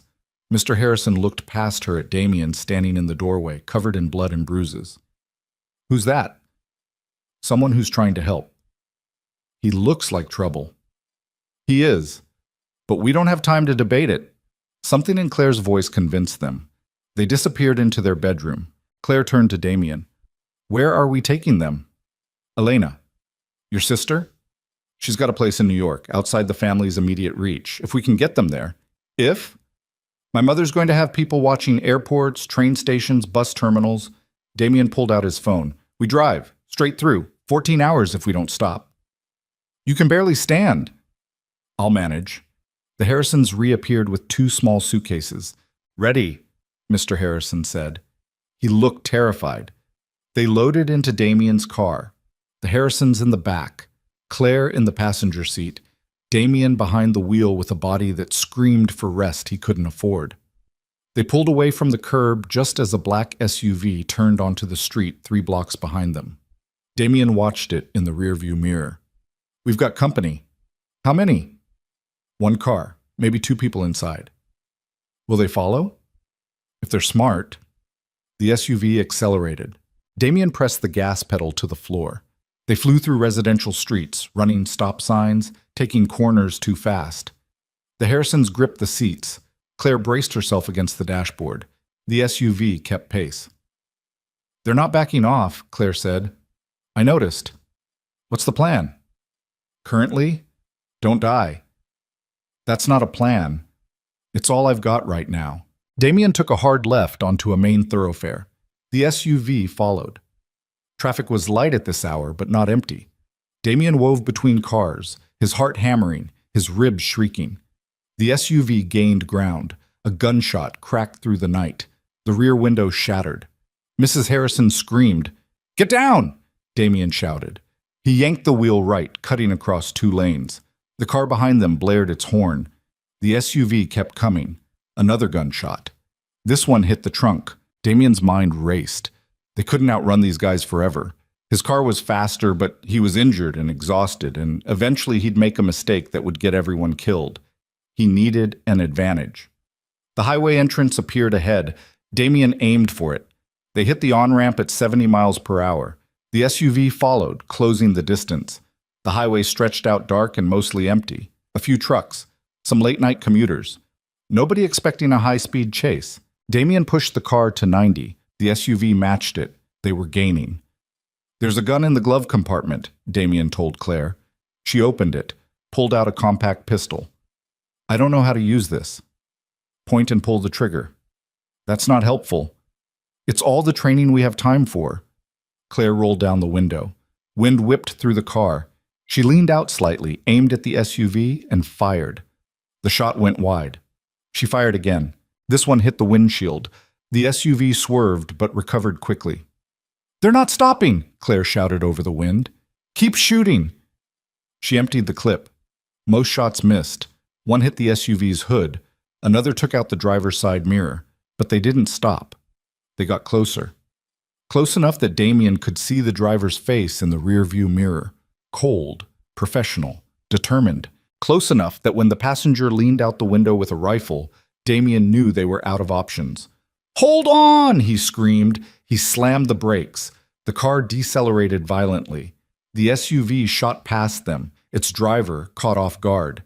Damien spun the wheel. The car fishtailed, tires screaming, momentum fighting physics. For one terrible second, they were spinning sideways across 3 lanes of highway traffic. Then the tires gripped. Damien straightened out and floored it in the opposite direction, back toward the city, away from the SUV that was now behind them, scrambling to turn around. "Is everyone okay?" he asked. Mrs. Harrison was crying. Mr. Harrison held her. Claire checked them both. "We're alive," she said. "Good. Stay that way." Damien took the next exit, plunged back into surface streets, took random turns through neighborhoods he barely recognized. After 15 minutes, he pulled into an empty parking garage and killed the engine. Silence. Everyone breathed hard, hearts pounding, adrenaline crashing. "Did we lose them?" Mr. Harrison asked quietly. "For now." "What happens next?" Damien looked at Claire. She looked back. Neither of them had an answer that didn't end in more violence. "We keep moving," Damien said finally. "We get you to New York, and then I end this." "How?" Mrs. Harrison's voice was small and frightened. Damien thought about Marco bleeding out in that apartment, about his mother's soldiers hunting them through the city, about Claire sitting beside him with a gun she'd never wanted to hold. "By becoming the monster she always thought I was," he said quietly. They drove for 2 more hours, taking back roads and avoiding highways. Around dawn, Damien pulled into a rest stop in Indiana. "I need to make a call," he said. He walked away from the car and dialed Elena. She answered on the 3rd ring. "It's 5 in the morning, Damien. Someone better be dead." "Not yet, but close." Her tone shifted immediately. "What happened?" He told her everything, the brewery, Marco, the evidence, the chase. Elena listened in silence. When he finished, she let out a long breath. "Jesus Christ, you actually did it. You went to war with Mom. I didn't have a choice." "Everyone has a choice. You just made the right one for once." She paused. "Where are you now?" "Indiana, heading your direction with 2 elderly people who need somewhere safe to stay." "Bring them here. I've got space." "Elena, don't argue. Just drive. I'll have everything ready." "Thank you." "Don't thank me yet. Because when you get here, we're going to have a very serious conversation about what comes next." "I know what comes next." "No, you don't. Because what comes next is the hard part." Elena's voice softened slightly. "You can't go back, Damien. You know that, right? After tonight, there's no reconciliation, no forgiveness. Mom will hunt you until one of you is dead." "I know." "And you're okay with that?" Damien looked back at the car where Claire sat with the Harrisons, exhausted and traumatized and alive because he'd chosen them over his family legacy. "Yeah," he said quietly. "I'm okay with that." "Then drive fast and watch your back." She hung up. Damien returned to the car. "We're good. Elena's expecting us." They drove. The sun rose over fields of corn and soybeans. Morning light painted the highway gold. The world looked almost peaceful if you ignored the bullet holes in the trunk and the blood dried on Damien's collar. Claire dozed in the passenger seat. The Harrisons slept in the back. Damien drove in silence, his body screaming for rest, his mind planning a war he had no idea how to win. Around noon, his phone buzzed. A text from an unknown number. "Marco's dead. The files are out. FBI's already moving on the Moretti accounts. You've destroyed everything. I hope it was worth it." Damien read it twice. Then a second text arrived. "Meet me tonight. Millennium Park. Midnight. Come alone or I start killing everyone you've ever cared about. Time to end this. Claire stirred awake. She read the messages over his shoulder. She's baiting you. I know. It's a trap. Probably. You're going anyway. I have to. Why? Damien kept his eyes on the road. Because she's right. It's time to end this, one way or another. They drove into New York by evening. Elena met them at her building, a renovated brownstone in Brooklyn that looked nothing like the Moretti estate. She hugged her brother briefly, then helped the Harrisons inside. They'll be safe here, she said. I've got private security. No connections to the family. Mom doesn't even know I own this place. Thank you. Elena studied his face. You look like you're about to do something stupid. Just finishing what I started. That's what I was afraid of. She grabbed his arm. Don't go back to Chicago, please. Just stay here. Disappear. Build a new life. I can't. Why not? Because if I run, she wins, and everyone I've ever cared about spends the rest of their lives looking over their shoulders. Damien pulled away gently. This ends tonight. You're going to get yourself killed. Maybe, but at least I'll die as myself. Elena's eyes filled with tears she refused to let fall. You're an idiot. I learned from the best. She almost smiled. Then she pulled him into another hug. Longer this time, tighter, like she was trying to hold on to something that was already slipping away. If you die, she whispered, I'm going to kill you. Fair enough. They separated. Claire appeared in the doorway. The Harrisons are settled. They're asking if you're staying for dinner. Tell them I can't. They won't understand. They don't have to. Claire stepped closer. If you're going back to face your mother, I'm coming with you. No. Damien, no. His voice was firm. You've already lost too much because of me. I'm not letting you lose your life too. That's not your decision. Yes, it is. They stared at each other. Years of violence and trauma and impossible choices hanging between them like smoke. When you confronted me at that house, Claire said quietly, you asked me why I wasn't afraid of you. Remember? I remember. I wasn't afraid because I saw something in you that you didn't see in yourself. She touched his face gently. You're not a monster, Damien. You never were. You were just a man trapped in a monster's life, trying to figure out how to escape. Did I escape? I don't know yet, but I know you're trying, and that's more than most people in your position would do. Damien closed his eyes, felt her hand warm against his bruised skin, felt something inside him finally settle into place. If I don't come back, you will. But if I don't, then I'll make sure everyone knows you tried to be better, that you chose people over power, that in the end you were brave enough to walk away from everything you'd ever known. She paused.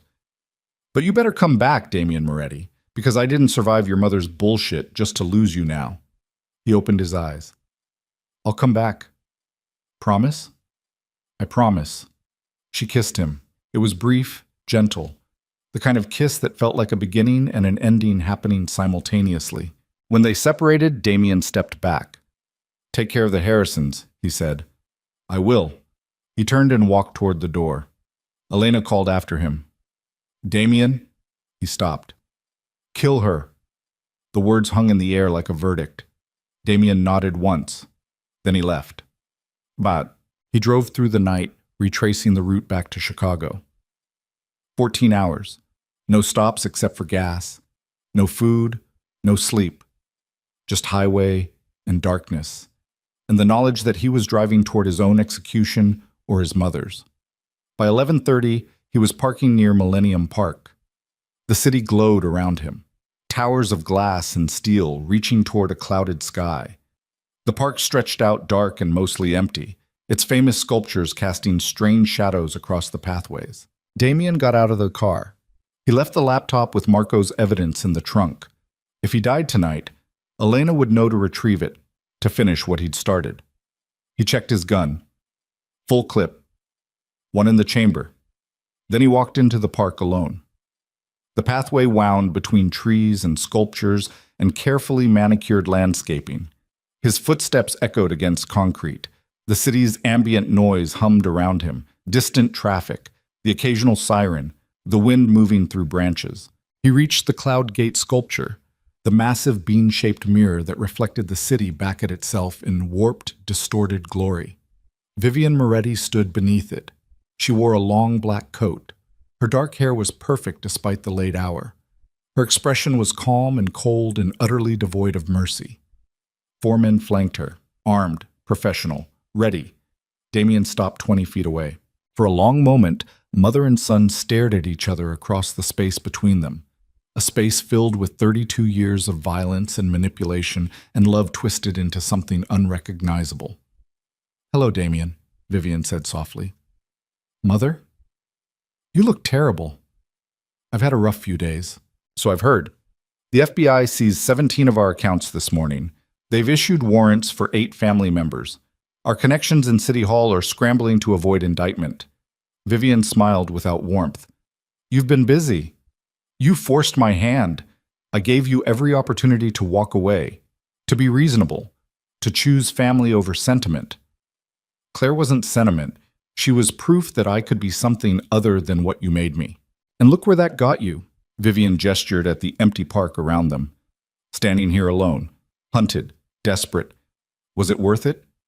Damien thought about Claire's kiss, about Marco's sacrifice, about the Harrisons sleeping safely in Elena's brownstone. "Yes," he said quietly. "It was worth it." Vivian's expression hardened. "Then you're a fool." "Probably, but I'm done being your monster." "You were never my monster, Damien. You were always your father's son, weak, emotional, too stupid to understand that mercy is suicide in our world. Dad had more humanity in his little finger than you've had in your entire life. And where did that humanity get him? 3 bullets in a parking lot?" The words were designed to wound. They worked. Damien's hand moved toward his gun. Vivian's men raised their weapons immediately. "Don't," Vivian said calmly. "You're outnumbered, outgunned. You can't win this." "Maybe not, but I can make sure you don't either." "What does that mean?" "It means Elena has copies of everything, every file, every recording, every piece of evidence Marco collected. If I die tonight, it all goes public. Your entire empire collapses within a week." Vivian's jaw tightened. "You're bluffing." "Try me." They stood in silence. The city hummed around them. The Cloudgate sculpture reflected their confrontation in distorted silver. 2 people who shared blood but nothing else, trapped in a moment that could only end one way. "What do you want?" Vivian asked finally. "I want you to let me go. Let Claire go. Let everyone I care about live their lives without your interference." "In exchange for what?" "In exchange for me destroying the evidence. All of it. You get to keep what's left of your empire." Vivian laughed. It was a cold, brittle sound. "You actually believe I'd trust you?" "You don't have a choice." "I always have choices." "Not anymore."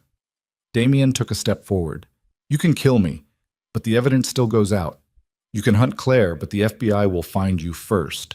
You can try to rebuild, but every connection you've ever made will abandon you the second they realize you're finished." Another step. "Or you can let us go. Accept the loss. Survive what's left." Vivian stared at him with something close to hatred. "You've destroyed everything," she said quietly. "You destroyed everything the moment you framed an innocent woman to control your son. I was protecting you. You were protecting yourself." The truth hung between them like a blade. Vivian's hand moved slightly. Her men tensed. Damien's fingers brushed the gun at his waist. For 5 long seconds, nobody breathed. Then Vivian lowered her hand. "Go," she said coldly. Damien didn't move. "What?" "Go. Leave Chicago. Take your girl and disappear. If I ever see you again, I'll kill you myself. But tonight you get to walk away." "Why?" "Because you're my son, and despite everything, I'm still your mother." Vivian's expression was hard as stone. "But understand this, Damien. The moment you leave, you're no longer a Moretti. You're nothing. No family, no legacy, no protection. I can live with that. We'll see." Damien backed away slowly. 3 steps, 5, 10. Vivian and her men didn't move. He reached the edge of the pathway. "Damien," Vivian called. He stopped. "I hope she's worth it. I hope whatever life you build with that girl makes up for everything you've lost." Her voice was quiet and devastating. Because you'll never stop looking over your shoulder. Never stop wondering when I'll change my mind. Never truly be free. Damien looked at his mother one last time. I already am, he said. Then he turned and walked into the darkness.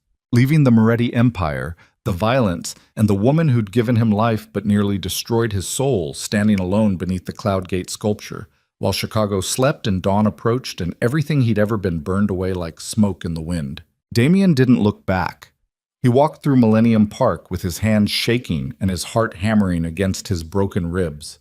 Every step away from his mother felt like peeling off skin, painful, necessary, irreversible.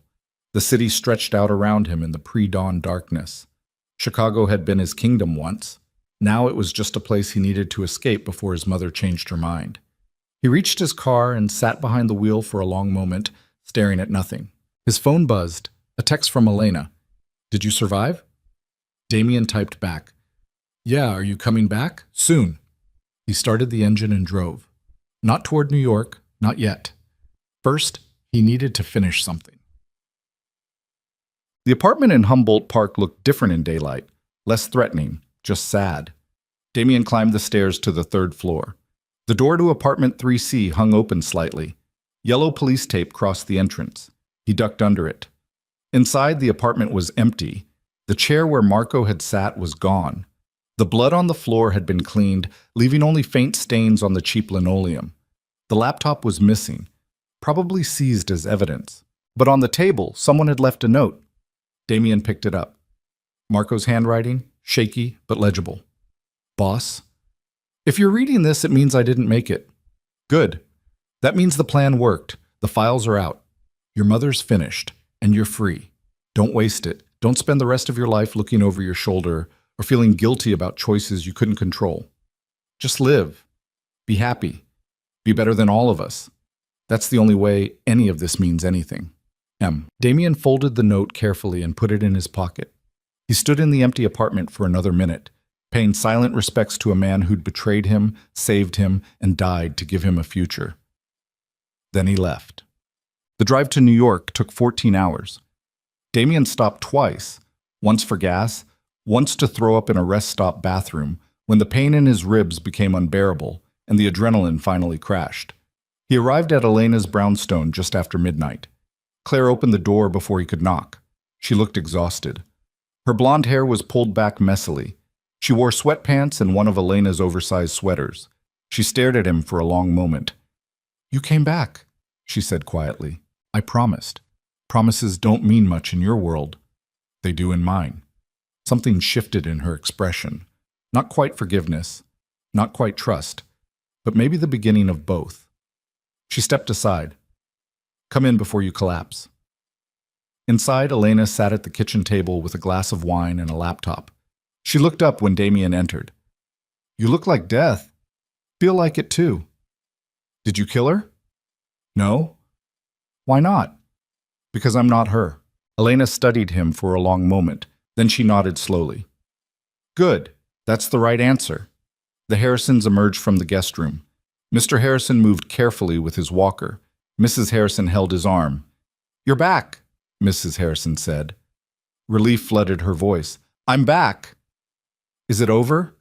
Damien thought about his mother standing alone under the Cloud Gate sculpture, about Marco's body in a morgue somewhere, about the FBI agents probably raiding Moretti properties right now.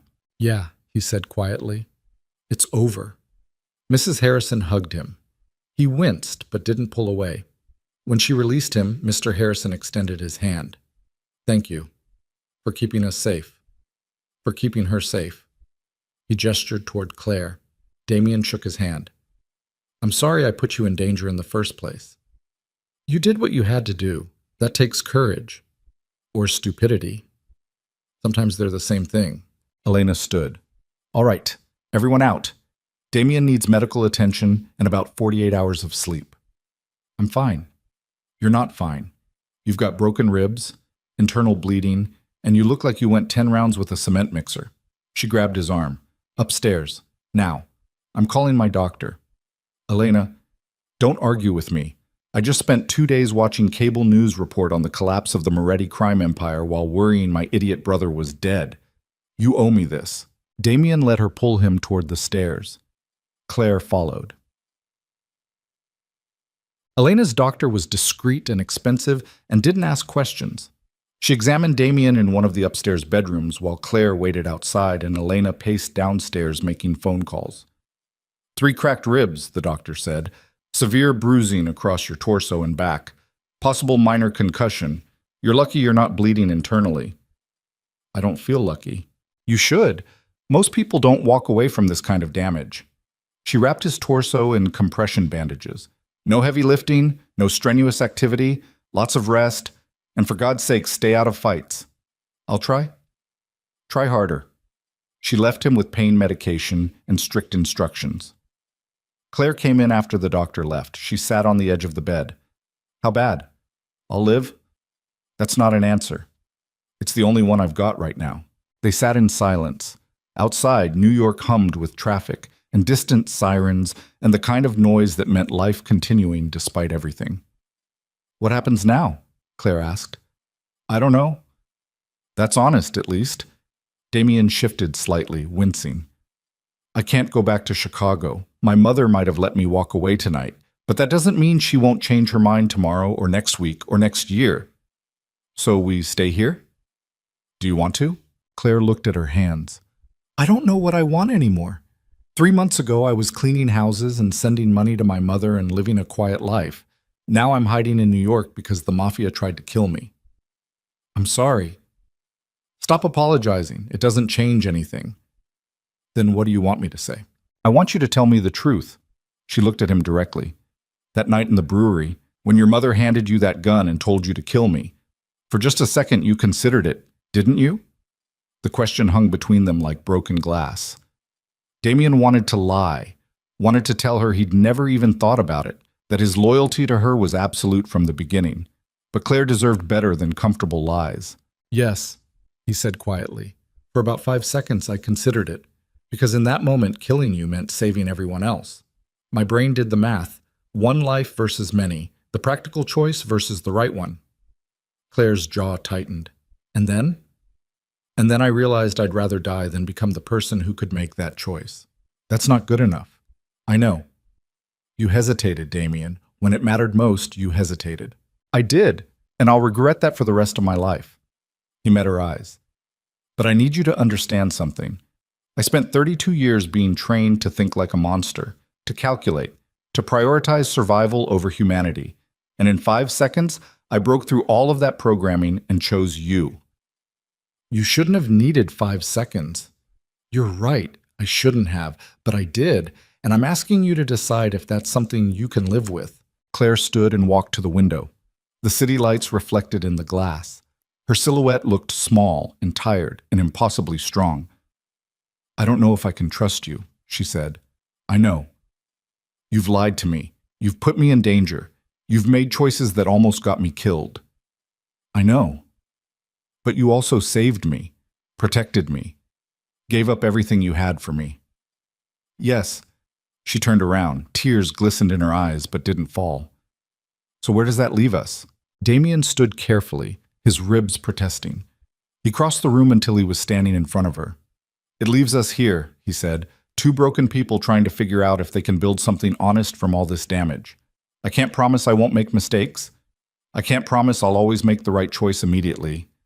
But I can promise I'll try, every single day, to be better than I was, to be the person you saw when you looked past the monster. That's not enough. I know, but it's all I have to offer. Claire looked at him for a long time, searching his face for something, truth maybe, or proof that he meant it. Finally, she spoke. I need time. How much? I don't know, maybe weeks, maybe months. Maybe I'll wake up one day and realize I can't do this, that the damage is too deep. And if that happens, then you let me go. No guilt, no manipulation, no grand gestures. Just let me walk away. Damien nodded. Okay. You promise? I promise. Claire reached up and touched his face gently, her fingers tracing the bruises and cuts. You really are trying, aren't you? Every day. She let her hand fall. Then I'll try too, but I'm not promising anything. I'm not asking you to. She nodded once and left the room. Damien stood alone by the window, watching the city lights blur through exhaustion and relief, and something that might have been hope. The next 3 months passed slowly. Damien healed, his ribs knitted back together. The bruises faded from purple to yellow to nothing. His body recovered faster than his mind. The news reported daily updates on the Moretti family's collapse, federal raids, arrests, trials. Vivian's face appeared on television looking older and harder, flanked by lawyers in expensive suits who couldn't save her empire from Marco's evidence. Elena kept track of it all. She'd watch the news with her laptop open, cross-referencing reports, making sure their mother couldn't rebuild. She's finished, Elena said one night. Accounts frozen, property seized. Half her organization rolled on her for immunity deals. Good, Damien replied. You don't sound happy about it. I'm not happy. I'm just relieved. That's fair. They sat in comfortable silence. Siblings who'd survived the same nightmare and were learning how to exist without it defining them. Claire kept her distance at first. She stayed with the Harrisons in Elena's guest room, helping them adjust to New York. She found work at a local community center, taking care of elderly residents who needed assistance. Damien didn't push, didn't demand answers or timelines. He just existed nearby, fixing things around the brownstone, cooking dinners that he'd leave in the kitchen for whoever wanted them, being present without being overbearing. Slowly, carefully, Claire started letting him back in. It started with conversations. Brief at first, then longer. They'd talk over coffee in the morning or wine at night, discussing everything except what had happened in Chicago. Then one evening, Claire asked him to help her move furniture in her room. They worked in silence, lifting a dresser, repositioning a bed frame. When they finished, Claire sat on the edge of the bed and looked at him. I've been thinking, she said. About? About second chances, about whether people can actually change or if we're all just pretending until we revert back to who we've always been. Damien sat beside her, keeping some distance between them. What conclusion did you reach? I don't know yet, but I think I'm willing to find out. What does that mean? Claire turned to face him. It means I'm scared, terrified actually, because trusting you means accepting that you could hurt me again, but not trusting you means never knowing if we could have built something real. So I'm choosing to try. Not because I've forgiven everything, not because I trust you completely, but because I saw who you became when it mattered, and that person is worth the risk. Damien felt something loosen in his chest. I won't let you down. You might. People do. But I think you'll try not to, and right now that's enough. She leaned forward and kissed him. It was different from the first time, less desperate, more deliberate. The kind of kiss that acknowledged the damage while choosing to move forward anyway. When they separated, Claire smiled faintly. Don't make me regret this. I'll do my best. Your best better be pretty damn good. It will be. 6 months after leaving Chicago, Damien sat in a coffee shop in Brooklyn with a newspaper and a cup of black coffee. The front page showed Vivian Moretti being led into a courtroom in handcuffs. The headline read, Crime Boss Faces Life Sentence in Racketeering Case. Damien read the article twice. Then he folded the newspaper and left it on the table. Outside, the morning was cold and bright. People walked past bundled in coats, heading to jobs and lives that had nothing to do with organized crime or family empires built on violence. Damien walked to a small park 3 blocks away. Claire sat on a bench there, feeding pigeons with bread she'd bought from a corner deli. She looked peaceful, content, like the trauma had scarred her but not broken her. She noticed him approaching and smiled. You're late. I got distracted. By what? The news. Her smile faded slightly. Your mother? Trial started today. Claire set down the bread. How do you feel? I don't know. Relieved, I guess, that it's finally over. Is it over? Damien sat beside her. As over as it's ever going to be. They sat in silence, watching pigeons fight over crumbs. I've been thinking about Montana, Claire said suddenly. Your mother? Yeah, she's doing better. The medical bills are under control, but she's alone out there, and I miss her. You want to visit? I want to move back, not forever, just for a while, to help her, to see if I can reconnect with the person I was before all this happened. Damien felt something twist in his chest. When? Soon, maybe next month. Okay. Claire looked at him. You're not going to try to stop me? Why would I? Because we're finally in a good place. Because leaving might mean we lose whatever we're building. Or it might mean you get the space you need to heal properly. Damien took her hand. I told you I wouldn't cage you. I meant it. What if I don't come back? Then I'll be sad. But I'll understand. Claire's eyes glistened. You've really changed, haven't you? I'm trying. No. You have. The man who threw that whiskey glass in the kitchen all those months ago wouldn't have said that. He would have demanded, manipulated, made it about him. That man was a coward. And now? Now I'm just trying to be someone you can trust, even if that means letting you go. Claire kissed him softly. I do trust you. That's the terrifying part. They sat together in the cold morning, two survivors figuring out how to exist in a world without constant danger, learning that peace was harder to navigate than violence ever was. Claire left for Montana 3 weeks later. Damien drove her to the airport. They stood outside security, surrounded by travelers rushing past with suitcases and coffee cups. Call me when you land, he said. I will. And if you need anything, I know. They hugged. It lasted longer than it should have. Neither wanted to let go first. Finally, Claire stepped back. This isn't goodbye. I know. I mean it. I'm coming back. I just need to do this first. Take all the time you need. She picked up her bag and walked toward security, stopped, turned around. Damien. Yeah? Thank you for letting me be scared and confused and still choosing to wait. There's nowhere else I'd rather be. She smiled through tears and disappeared into the crowd. Damien stood there until he couldn't see her anymore. Then he walked out of the airport into the cold January air, alone but not empty, knowing that some distances were necessary for people to find their way back to each other. But bye?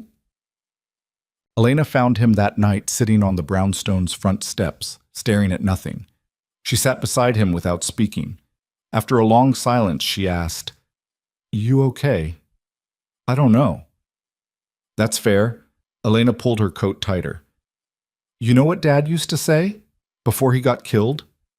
What? He said the hardest thing about being a Moretti wasn't the violence or the danger. It was learning how to be human in a world that rewarded being a monster. Dad said that?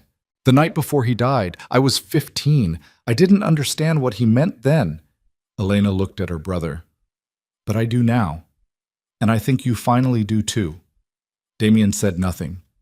You're not him anymore, Damien. You're not the Mafia boss. You're not the heir. You're just a guy who made terrible mistakes and is trying to be better. That's okay. It doesn't feel okay. It will. Eventually, when you stop punishing yourself for having been raised by monsters and start accepting that you broke free. Did I break free, or did I just trade one cage for another? Only you can answer that. They sat in silence while New York hummed around them. She's coming back, Damien said quietly. Claire? Yeah. You sound certain. I am. Why? Because she's stronger than all of us. And strong people don't run forever. They heal. Then they come back and build something better. Elena smiled. You really love her, don't you? Yeah, I do. Good. That makes this whole destroying our family empire thing worth it. Damien almost laughed. You think? I know, because for the first time in our lives, we get to choose who we are instead of inheriting it. And who are you choosing to be? Elena stood. I'm choosing to be someone who protects people instead of exploiting them. Someone who uses our family's money for good instead of evil. Someone Dad would have been proud of if he'd lived long enough to become anything other than a cautionary tale. That's a lot of pressure. Yeah, but it beats being Mom. They went inside together. Ciao. Claire returned to New York 4 months later. It was May. The city was alive with spring. Trees blooming, people flooding the parks, the air carrying the smell of hot dogs and optimism. Damien met her at the airport again. She came through arrivals looking different. Not physically, but something in her posture had shifted. She stood straighter, smiled easier, like she'd left some weight behind in Montana and come back lighter. "Hi," she said. "Hi yourself." "Miss me?" "Every day." Good answer. They walked to the car together. Claire told him about Montana, about her mother's recovery, about the ranch, about how the silence out there had helped her sort through everything that had happened. "And?" Damien asked as they merged onto the highway. "And what? And did you figure out what you wanted?" Claire looked at him seriously. "I want to build a life that's ours, not defined by your past or my trauma, just ours." "What does that look like?" "I don't know yet, but I want to find out. Together." Damien reached over and took her hand. They drove back to Brooklyn in comfortable silence. 1 year after leaving Chicago, Damien and Claire stood in a small community garden in Brooklyn. They'd spent the past 6 months building it, clearing trash from an abandoned lot, planting flowers and vegetables, creating a space where neighborhood kids could learn about growing things instead of destroying them. Claire knelt beside a tomato plant, checking for pests. Sunlight caught her hair. She looked happy. Damien watched her from a few feet away, holding a bag of fertilizer, thinking about how far they'd both traveled from that morning in the Moretti kitchen when he'd thrown a glass just to get a reaction. "You're staring," Claire said without looking up. "I'm admiring." "It's creepy. It's romantic. It's both." She stood and brushed dirt from her hands. "What are you thinking about?" "How lucky I am." "That's cheesy." "It's true." Claire walked over and kissed him. "You're a terrible liar, you know that?" "I'm not lying." "You're thinking about your mother." Damien smiled despite himself. "How did you know?" "Because you get this look, like you're waiting for the other shoe to drop, like peace isn't something you're allowed to have." She was right. Vivian had been sentenced to 30 years in federal prison. The Moretti empire was dismantled. Elena had used what remained of the family fortune to fund legitimate charities and community programs. But Damien still looked over his shoulder sometimes, still expected his mother's shadow to fall across his life and remind him that monsters never truly disappear. "She can't hurt us anymore," Claire said gently. "I know. Do you? Because you still act like she's going to appear around every corner. Old habits. Then it's time for new ones." Claire took his hand. "We're safe, Damien. We built this. We survived. And we get to be happy now. That's allowed? Is it?" "Yes. Even for former Mafia bosses who've committed countless crimes and broken every rule their family ever taught them." She squeezed his hand. "Especially for them." Damien pulled her close and held her while children played in the garden they'd built together. And the city hummed around them, and the afternoon sun painted everything gold. For the first time in his violent, complicated, carefully controlled life, Damien Moretti felt something he'd never experienced before. Peace. Not the absence of violence, not the temporary calm between storms, but actual, genuine peace, the kind that came from choosing to be better, from walking away from power, from loving someone more than he feared losing everything. "Thank you," he said quietly. Claire leaned back to look at him. "For what?" "For seeing me when nobody else did. For not giving up when I gave you every reason to.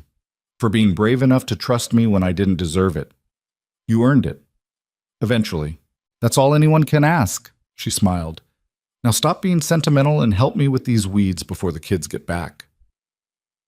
They worked side by side in the garden as afternoon melted into evening. Around them, Brooklyn lived and breathed and continued forward, a city full of people who'd also survived impossible things, who'd also made terrible mistakes, who'd also learned that redemption wasn't a destination, but a choice you made every single day. And in that small garden built from trash and hope and stubborn refusal to let darkness win, two people who'd been broken by violence found something neither expected. A beginning. Not perfect, not easy, not guaranteed to last forever, but real and honest and entirely their own. 5 years later, Damien stood in the kitchen of a small apartment in Park Slope. Morning light poured through the windows. Coffee brewed on the counter. Classical music played softly from a speaker. Claire appeared in the doorway wearing one of his old shirts and her hair tied back messily. She looked tired but happy. The kind of tired that came from good work and meaningful days. "Morning," she said. "Morning." She kissed him and poured herself coffee. "What time's Elena coming by?" "Noon. She wants to talk about expanding the foundation." "More gardens?" "And a youth center, maybe a scholarship program." Claire smiled. "Your sister's going to change the world." "She's trying. So are you." Damien looked at her. "You think?" "I know." She wrapped her arms around him from behind. "You teach kids how to box 3 days a week. You volunteer at the community center. You help me run the garden programs. You've spent 5 years proving that people can change if they want it badly enough." "I'm not that person anymore." "No. You're someone better." The classical music swelled. Sunlight painted patterns across the kitchen floor. Somewhere in the city, people were waking up and making choices about who they wanted to be. And Damien Moretti, former Mafia boss, recovered monster, redeemed man, stood in his kitchen holding the woman who'd saved him by refusing to accept anything less than his honest self. No bodyguards, no empire, no fear, just life. Simple, real, earned through every difficult choice and every moment of choosing humanity over power. Claire's phone buzzed. She checked it and laughed. "The Harrisons want to know if we're coming to Montana for Christmas." "Do you want to?" "Yeah, I want you to meet my mother properly, not as the guy who saved me, just as you." "I'd like that." "Good, because she's been asking about you for years and I've run out of excuses." They stood together in the morning light, planning a future neither could have imagined during those brutal days in Chicago when violence was currency and mercy was weakness. The past still existed. The scars remained. Vivian was still in prison, and somewhere in the world people still whispered about the Moretti family's fall. But here, in this kitchen, in this moment, none of that mattered. What mattered was that Damien had found something worth more than power. He'd found forgiveness, not from Claire, from himself. And that forgiveness, earned through years of choosing differently, of building instead of destroying, of loving instead of controlling, had transformed him into someone he barely recognized but was finally proud to be. The coffee finished brewing. The music played on. The morning continued its forward march into whatever came next. And Damien Moretti, no longer a monster, no longer afraid, stood with the woman he loved and felt something he'd spent 32 years believing was impossible. Complete. Whole. Free. Not because he'd escaped his past, but because he'd faced it, dismantled it, and chosen to build something better from the ruins. That was the real victory. Not defeating his mother, not destroying an empire, but proving that even people raised in darkness could learn to live in the light. And as sunlight filled the kitchen and Claire laughed at something on her phone and the city hummed with life outside their window, Damien finally understood what his father had meant all those years ago. The hardest thing wasn't being a Moretti, it was learning how to stop being one. And he'd done it, every painful, necessary step. Until the name meant nothing and the man meant everything. Until he could look in the mirror and see someone worthy of the second chance he'd been given. Until the whiskey glass he'd thrown in anger years ago became a memory instead of a pattern. Until Claire's disappointed look transformed into trust. Until peace wasn't something he chased, but something he lived. That was the ending. Not dramatic, not explosive, not perfect. Just honest. Just real. Just a man and a woman in a Brooklyn kitchen, drinking coffee and planning their day. Proving that sometimes the greatest triumph isn't conquering the world. It's learning to exist quietly in it without needing to be feared by anyone.